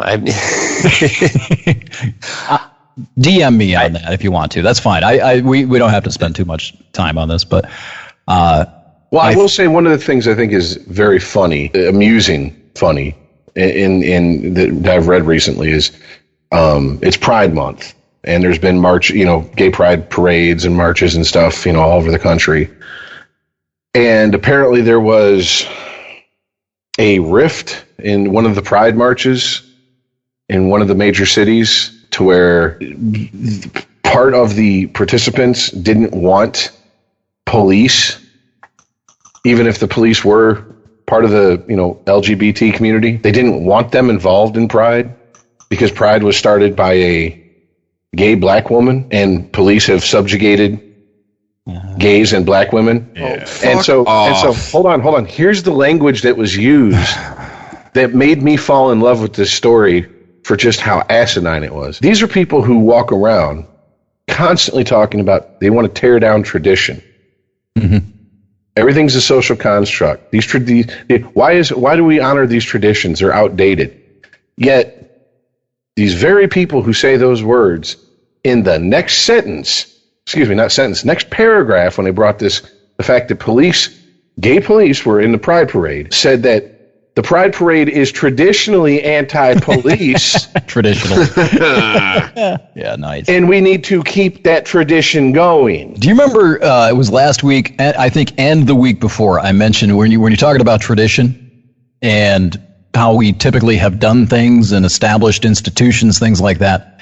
I was talking about being careful of destroying theology or literal religion because of what replaces it. This is a perfect example of that, where we're going to get rid of this and replace it with our version of the same fucking thing. That's what's dangerous about eliminating and just throwing out every established institution and tradition you have, because people who want to do that you have to have something there. You have to have some basis, some social structure to go by. And the people that want to completely eliminate things like religion, as we saw with Stalin and other people, I think Khmer Rouge in Cambodia as well, when you eliminate that, you go off and go as far as execute educated people, it's because you want people who are re-educated, or you want to replace that theology with that theology that puts you at the center of it. Right. And, the word traditionally is kind of a tell there. It's hilarious. First of all, if you're claiming to be a progressive organization and you start your argument with the word traditionally, then something's wrong there. Yeah, you're substituting your own.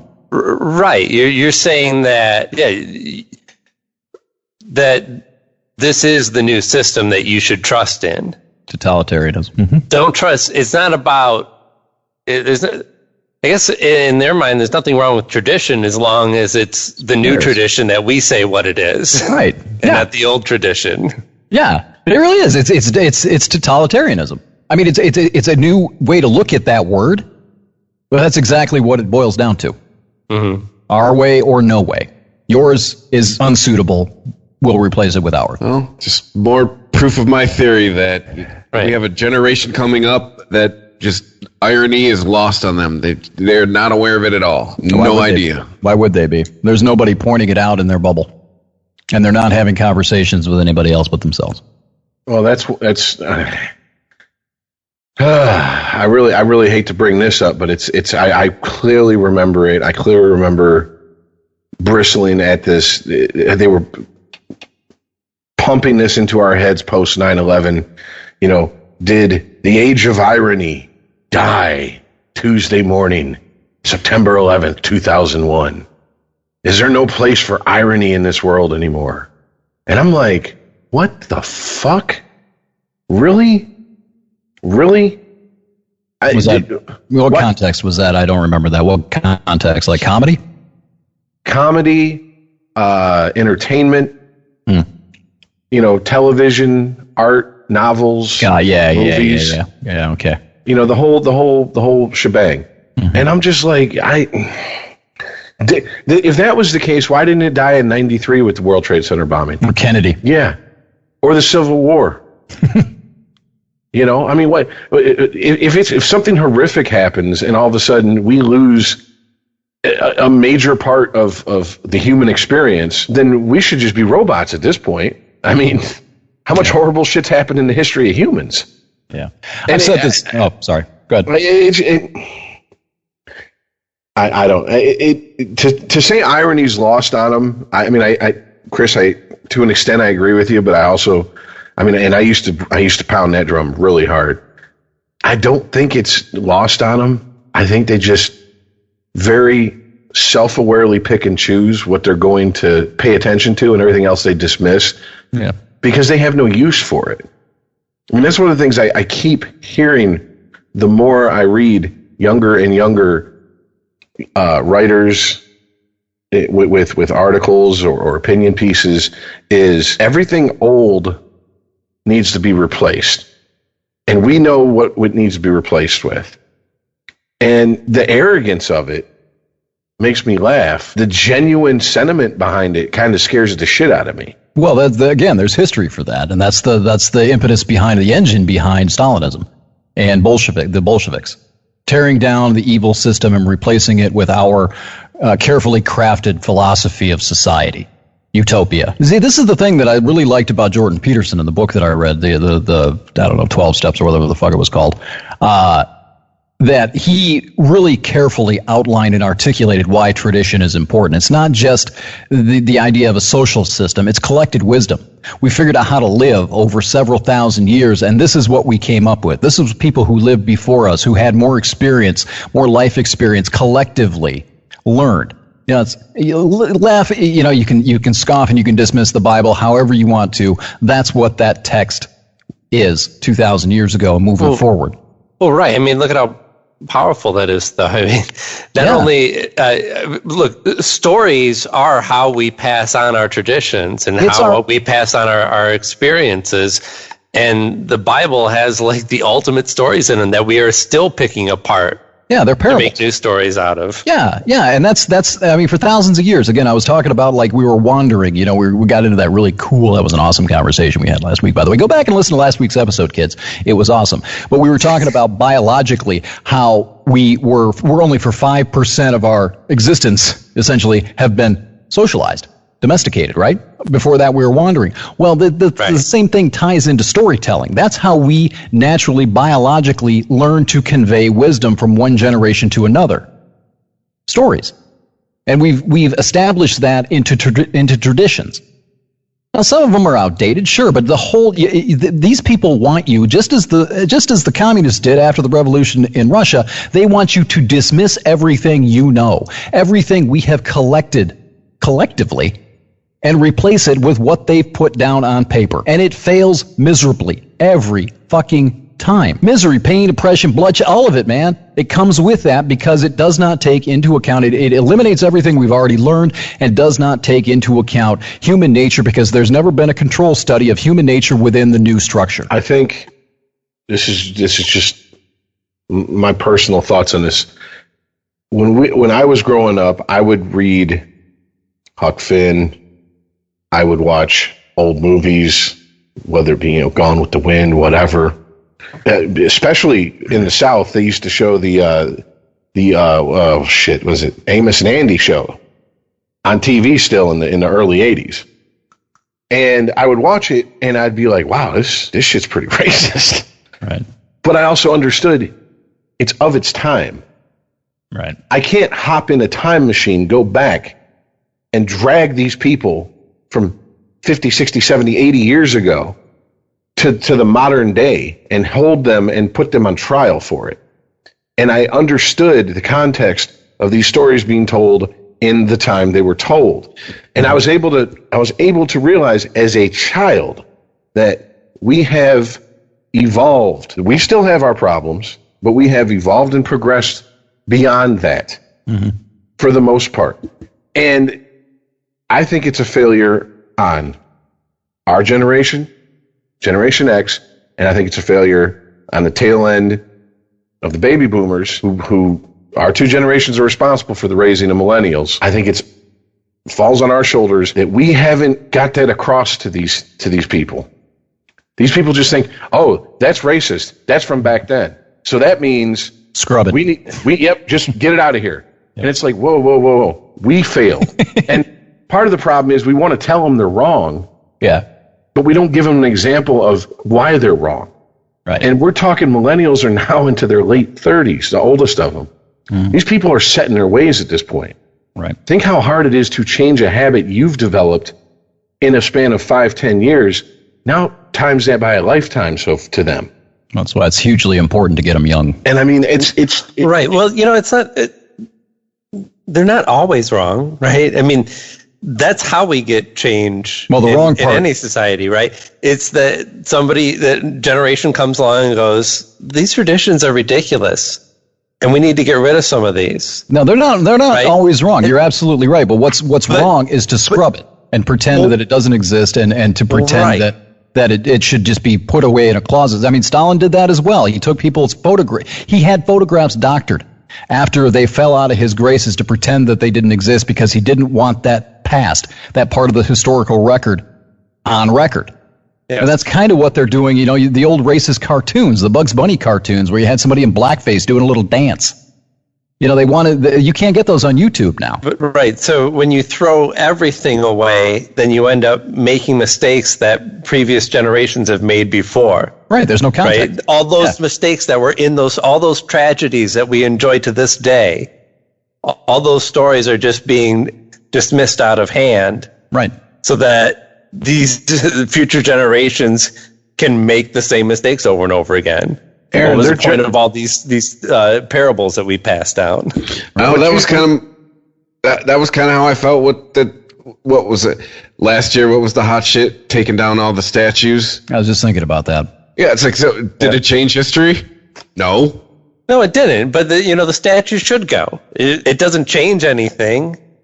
But that is one instance where this was positive change, right? The whole reason that these statues were put up was to instill fear and to remind people where their place was. Is that the whole reason, or was it to? That is the whole reason. No, it's not. It was put up in places like Nobody Savannah. gave a shit about whether there's a statue of any Civil War general before the Civil Rights Movement started. It was a point of pride for people in the South to look back on the Confederacy. It wasn't just for fear. I'm not saying it wasn't partly that so that black people would remember their place, but it was also a point of pride for people who lived down there, white people. Proud people who were proud of the Confederacy.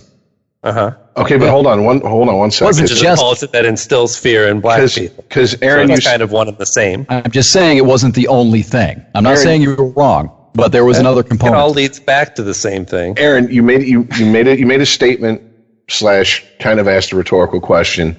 You said, they're not always wrong though. Why they might be right in their judgment. What they're wrong in doing is trying to have yet another trial.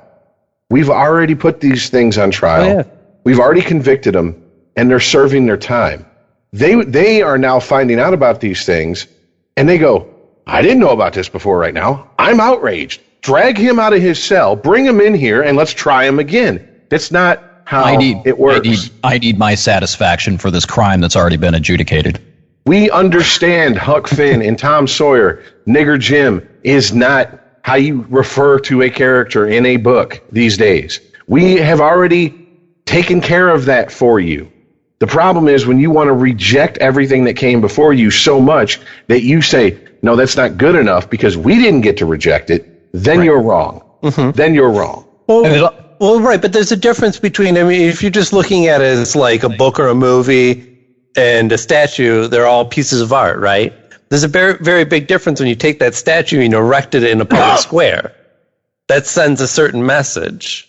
I will be completely honest with you. This is how I felt about those statues. Why the fuck weren't they built in it? If you want to build statues and you want to teach history, why the fuck didn't you do it in a history museum or build a museum about the history of the Civil War? Most of those were built to commemorate anniversaries. Like the one, there was a big one that it was a really ignorant statement that somebody put in a magazine. Well, why did you put it up 50 years later? Because it was commemorating the 50th anniversary of the Civil War. Right. Did you do the fucking math? Well, it's just like Put up in like 1910. The war started in 1860. 50 years, bitches. The attack on the glorification of the South. Okay, that it started with the statues. If you guys remember, for like a split second, they started trying to somehow equate these statues with Civil War reenactments, like battles of the Civil War reenactments. Right. And for whatever reason, thank the deity of your choosing, somebody stood up and said, wait a minute. Now, we all know that statue was put up for more than one reason, but we understand that statue means something different to whoever depends on is looking at it. This is us teaching you history. This is showing you the brutality of war. This is not us glorifying either side. This is showing what Americans did to Americans when they couldn't sit down at the table and have a conversation. This is where it ended up. Do not come after us. And for whatever reason, for the most part, they were left alone. Now, to me, those statues, they fucked up. They should have presented it that way and said, we'll take them out of the public area and we'll put them in a museum.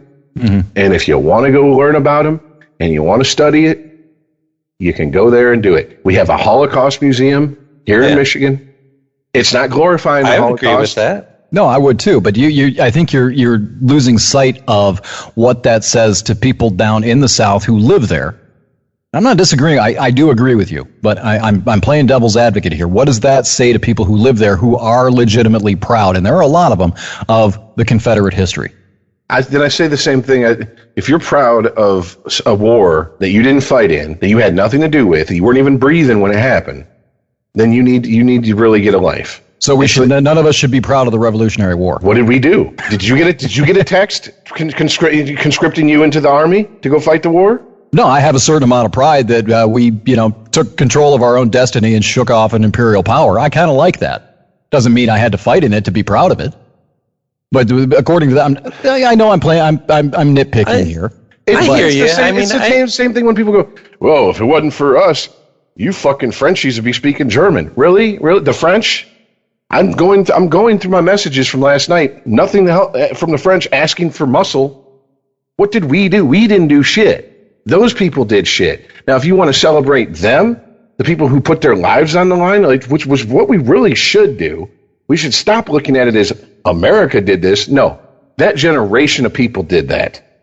They did something that I don't know if this generation or any generation since then would be capable of doing again. That's who we should fucking be holding up. And it's just the same way when people go, well, you can't, Germany and the Nazis. Not every fucking German soldier was a Nazi. Not even the majority of them were Nazis. Most of them were told, you're going to serve, and they had no idea what the fuck was going on with the Nazis. They were just soldiers. They were conscripted into the fucking military, just like we were. I just, the only thing, I'm with you on a lot of this. I just have a real hard time of lobbing a judgment bomb on people who are proud of their heritage because we personally find it distasteful. No, but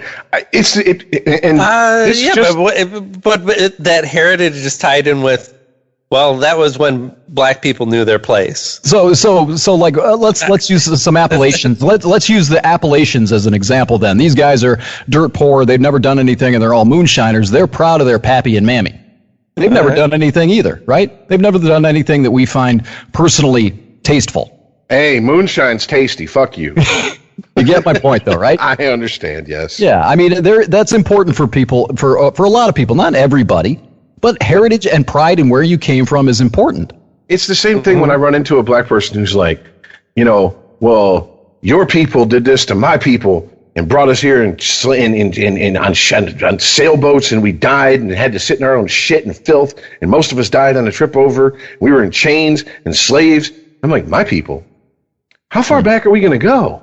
Fair enough. Does that mean as a person of Irish descent that if I ever go to like London, I can go bomb the Queen's fucking castle? Because fuck that bitch? Right. No. There's a point where it becomes other people's baggage, dead people's baggage. Let it die with them. It's okay to acknowledge it. It's okay to go, yes, we definitely need to acknowledge it. We need to learn from it. The scary part is the people who, like you said, Todd, want to erase these things from our history. Right. Because you know what it does? It erases context. I understood when I watched the racist Bugs Bunny cartoons when they were still being played every Saturday morning on television. I'm old enough to remember this. Yeah, me too. That was not who we are anymore. That this was I'm talking like 10 years old. I understood that this was something that was on TV a long time ago, and we don't do that anymore because progress. It's not hard to intellectualize that. And it also keeps it top of mind that, that earlier iterations of ourselves may not have been as savory as the current one. And looking forward, we may look at ourselves the same way we look at these racist cartoons. Right. Well, try and conceptualize that from what we're living in the moment, right? Mm-hmm. Would you feel the same way if decades from now, you're sitting in a hospital bed and trying to look for Bugs Bunny cartoons that remind you of when you were a kid? Yeah. And you can't find anywhere he's dressing up like a woman. Right? Right. Yeah. Which he does often, like and very much one. For joke. Right. Very much for joke to trick somebody to like falling in love with them or whatever, what have you. And now that's like, I don't know, take your pick. It's very transphobic. I got a better one. Pepe Le Pew. Pepe Le Pew was always assaulting rapist? That fucking skunk. Yeah. Or that cat. There you go. There you go. Rapist. You know, guys, I'm just curious. Do you think you would look at that and go, well, you know, that's the day that we live in now, and I guess you know, we were very hateful people back then. Elmer Fudd, Yosemite very wrong-minded. Emotional and physical abuse. Sorry. Then I guess we're gonna have to go back to Shakespeare because he wrote plays about people dressing up as the opposite sex. Right. I mean, the cartoon where this is my best friend George. Right. Yeah, Is that offensive? Is that like it's supposedly somehow insulting the mentally impaired? Yes. You know, when I was a kid, Right, I remember the specific cartoon that they took out of rotation on Looney Tunes on Saturday morning, and it pissed me off because it was one of my favorites. It's the one where Bugs Bunny goes to the castle with the mad scientist and the big red monster's chasing him, and he breaks the ether, and then they're running in slow motion and shit because they're high as fuck. They took that out of rotation because they were afraid it would encourage us to do drugs. Gentlemen, I experimented pretty young with drugs, and the experiment worked in a lot of cases. I never fucking was like, I gotta find me some ether. No, in fact, I didn't even realize that ether could fuck you up like that until I read Fear and Loathing. And then I was like, I gotta find some ether. Somebody's parents are like, we found this rag under your pillow. What is this? This smells like ether. I learned it from watching Bugs Bunny, Dad. That's not ether, Dad. All right, who's manning the topic list over there? I mean, we had a whole list of stuff. Did we miss anything? I didn't write any of it down. I think we hit everything we needed to hit, I believe. I thought there was one other thing. There was. I'm doing a quick scan here of the group chat. We're at 3 hours right now. Are we? Okay. No, not quite. Give us 45 seconds. Right, I'm looking at the time code. What do you... you know what? How about this? We didn't start at 8:15.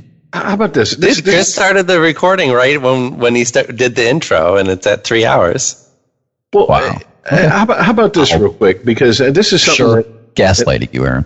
This is something I find just constantly fascinating about, I guess, people. I can't even really say America because this is just it's not unique to America whatsoever. It's just people. Joe Jackson, and not. I can't believe she's going out with him, Joe Jackson. Right. We're talking the first man to successfully beat the black off his own child, Joe Jackson, died. And the praises being sung to this man. Oh, really? From all over the place is kind of shocking to me. Because all I can think is okay, first of all, Eddie Griffin, one of my favorite comedians ever, had a bit back in the day about how Michael Jackson needs to shut the fuck up because Joe Jackson beat that motherfucker's ass into superstardom. He's like, you're a multimillionaire, go get you some therapy and get the fuck over it. And he basically, now it's a 20-year-old bit from his stand-up, the Voodoo Child stand-up he did for HBO 20 years ago. He basically still said the same thing when he eulogized Joe Jackson on his Facebook page. And I'm sitting here going, wait a minute. Are we really at the... I mean, I know death makes angels of us all to a certain portion of the population, but this man is not someone to hold up and like pattern yourself after as a parent in my book whatsoever. I kind of revel in the moments when I can be happy somebody dies. I mean, I don't. The world is not going to miss Joe Jackson ultimately. So it's not just me? No. Because I've seen a few people speak up, and of course the first thing that happened on Facebook was they Facebook stalked their profile and said, yeah, well, you're a white boy, so shut the fuck up. So I was like, I'm not even dipping my toe in that comment section. Like, I'm not even going to say anything because I know how this is going to go. But I mean, it's just like, really, this man fucked all them kids up. Not even arguably Michael the worst. And look at the fallout of the damage he did to Michael. Not just what the man did to himself as far as plastic surgery, the craziness, the I never had a childhood shit. Look at, and somewhere someone's going to scream, he was never convicted. Look at the shit that happened with the children. That ripples out. And to me, it's like, how the fuck could you stand up and say this man is like, oh, he was a great man. He gave us the Jackson 5. No, when you do evil shit like that, it lasts for generations. Mm-hmm. Used to whip them with a cord while they were rehearsing their dance moves. Yeah. That's evil shit. Yeah. Man, you're not getting an argument from me. I mean, I was, you could have knocked me over with a feather, man. I was just like, am I missing something? It's the same crowd that was shouting fake news at Michael Jackson's funeral. It's the same ilk. Well, here's the thing. Depending upon whatever the performer did or artist did, I'm pretty good at compartmentalizing and separating the art from the artist. But I mean, sure. Where's the art in Joe Jackson? I mean, the art of whooping your children's ass. Right. I mean, that wasn't even a chapter in Dr. Spock's book. So I don't understand where who goes. I'm about to have a kid. Who should I pattern my parenthood after? Joe Jackson. That's perfect. I mean, I can't see it, and I just had to ask. I'm like, I know I can't be the only one. And what's even funnier is I said it at work, and a bunch of the young people said, "Who the fuck is Joe Jackson?" And I was like, "Okay, conversation over." Sorry, right. Grandpa's gonna go back in the corner. But honestly, I mean, it is something that people are still conflicted about. Look at how successful the movie Whiplash was. It's kind of about the same thing. The same situation. If it takes somebody to abuse you, to drive you to the point of being the best that you can be at whatever it is that you want to do, which is ridiculous, right?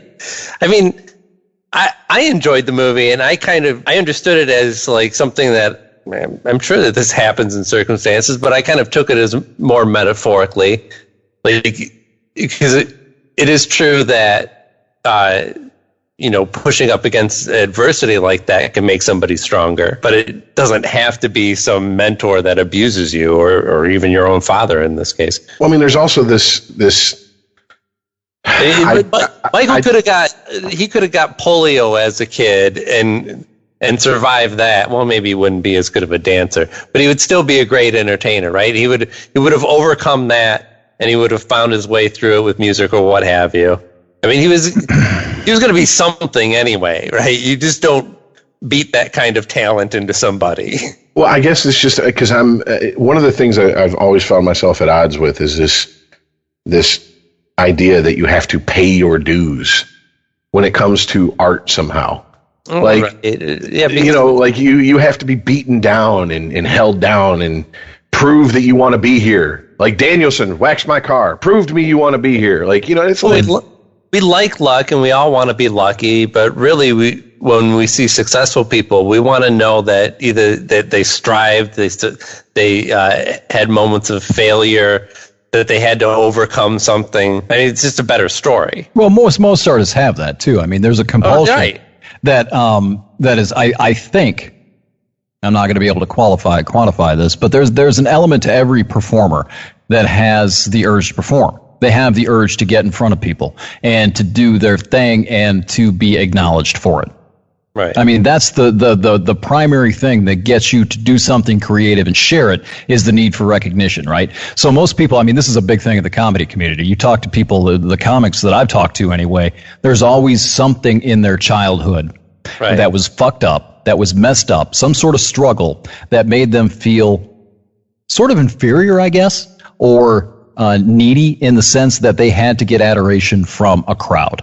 And that a lot of times was the impetus to create something entertaining so they could get something from performing. Well, I don't know of too many people who are really well-adjusted artists.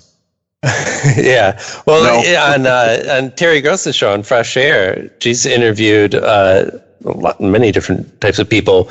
But when she talks to artists, especially, well, I guess not so much the performing arts, but more like like writers and painters and stuff like that. And I can't remember who she had asked about this kind of point blank, but she was like, a lot of the common elements that I see in the stories of these people is having to overcome something in their childhood. A good example that I can think of is Frida Kahlo, who really started to blossom as an artist after being in a horrible accident that left her practically in traction for months, just laying in bed. I think laying in bed for months and There's no fucking internet even. Right. There's nothing. There's a TV, but there's nothing fucking on it. You don't have a phone to keep you occupied. And she obviously didn't staring take at up the ceiling waxing for hours. She obviously didn't take up waxing eyebrows as a hobby. Well, there's somebody else that makes me think of is it's not in the entertainment field, but it's sort of a genius in creation in his own right, is Stephen Hawking. Yeah. Or he was confined. He couldn't move. He was confined to his mind all the time, and look what he did with it. Mm-hmm. Coming up with that sort of outlet, that right. And something that plays in there, using the unfortunate event to fuel something else. And he was certainly a genius before he was ever stricken with illness. Sure. But he could have just given up, and not. He could have, but instead his mind got stronger. Right. Yeah. He channeled it. Well, one of the posts I saw recently, it wasn't necessarily referencing Joe Jackson and the Jackson children, but it said, about to be a parent, and I'm terrified. I'm terrified that I'm not going to beat my child enough to the point where they have a good sense of humor. Nice. I was like, fair enough. Beat the humor into your child. We have titled the podcast this week. Well, I mean, I have not seen it yet. I have to track it down, but there's a documentary about Robin Williams, and they talk to like Billy Crystal, people who knew him, like were friends with him, not just people who worked with him on a movie or two. Right. And apparently they go deep. I mean, it's not just like, okay, well, he had problems with cocaine and then he got clean and then, he had this ailment that no one knew about and then he killed himself. No. They go into what made him become that person that he was and how hard it was to constantly have to flip the switch and be on. And other comedians have talked about it. It's like, it is so fucking draining to have to be on all the time once you get that reputation, because if you're not, everyone automatically assumes the worst. So if you're not dancing around and making people laugh, then everyone thinks like, oh my God, what's the matter with so-and-so? Right. And the truth is, they're just being a normal person.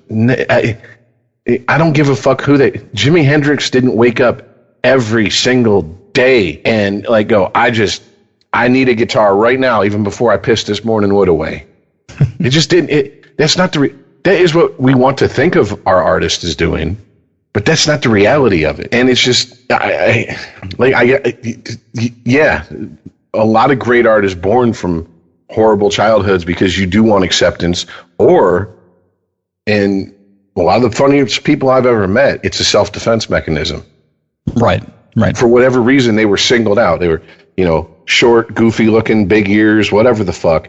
But they found if they can make people laugh, they could deflect away from that. Yeah, and it actually endears them to other people who would possibly torment them. Exactly. Yeah. Exactly. I mean, there was a it's a documentary series on Netflix, but they were, it's about lockup, and one of the guys they were surprised they ran into, because this guy, most people in prison are not very open. They don't let a lot out. This guy's just cracking jokes and cracking the crew up, and they're like, "Why'd you do?" He goes, "This is how I survive in here. If I didn't keep people laughing, I'd be a target." Mm-hmm. He goes, "That's what you have to do." That's what I have to do, at least. And I'm like, I completely understand that. I have in some ways been in that predicament myself, and in other ways witnessed other people. Like, you put people in a situation where it's like, okay, you better bring something to the table. It's amazing how deep down people will dig and find something to bring to the table. Right. But yeah, I just had to ask, because the whole thing was like, yes, he raised them kids and into stardom, and that was so great. I'm just like, I am at a loss for even what to say to that. So I just want to make sure it wasn't me. Not just you. One final question before we wrap up, Aaron. This is directed at you. Okay. Have you found that hope yet? A tangible example of hope moving forward? I don't know. I find this was a really dark podcast. I find hope every day. I don't usually dwell on all this dark shit. Okay. I'm just asking. Aaron is still looking for it. Aaron isn't as brooding and pensive as I figured he would be. I'm like, oh, he's a normal guy. Okay. I want him emo by December. I figure after 9 months of podcasting with me, I will have achieved my goal and done some good in the world. If you're an emo, just don't cut. I've become too old to be emo. I've become jaded about quite a few things in my life, but I don't know. I used to, when I was in high school, I was referred to by my friends as perpetually happy. Oh God, I would have hated. Yeah. Right. Yeah. And sometimes I have to admit that I miss that person that I was, but that person was also severely naive about many things, and that's why he was able to smile through most of them. So, no, there is an element to that. I know I don't want to go too deep and like introspective and reflective on this at the 3 hour and 10 minute mark, but there is an element to looking at the positive stuff, trying to find solutions, finding what's right with things, as opposed to just dwelling and compulsively thinking about everything that's wrong all the fucking time. There are good things out there too. Right. And it's, this podcast felt very familiar going back to my stuff back in like February and March. And it seems like, one of the things that struck me was the idea that disconnecting and unplugging for a little while can turn the volume down. And it really does help, I think, too, even if it's just for a week, to do that, to get the noise out of your head, turn it down from 11 to 2, and realize that, no, the apocalypse isn't nigh. Not quite yet. Not quite. Come on. Yeah. Well, look, we don't do this show on a daily basis. Right. It's not like we're doing daily prep. That's true. It's not like we're a morning drive or afternoon drive show who have to make them laugh before they turn before the next commercial break. That's my goal for us, by the way. Sometimes to have commercial breaks. Yes. Bubba's Used Car Emporium having an Impala sale this weekend down at the corner of 9th and Gratiot. Come on down. But no, I mean, like some weeks you get a little bit more goofy. Some weeks you get like, wow, did these guys just drink nothing but black as my soul coffee all week? What the fuck is wrong with these guys? It's been a pretty fucked up week too. So that's true. Yeah. So thanks for listening, everybody. We're on Twitter at UnregimentedPod. You can email us on regimented@ChristopherMedia.net. And you can check out all the other shows there, too. Show, 241? Yeah. Goddamn, that's a lot of free hours of entertainment. So click the donate button. Throw us a couple bucks. There's an Amazon link that you can click and bookmark. And, yeah. Send me money, too, escapingthecave.com. Yeah. I'll forward it along to Chris. Consider me the intermediary. Please, for the love of Christ, I needed to buy a new bike. Come on. Yeah. But, enough begging for commerce. We'll see you next week. See you later, guys. Bye.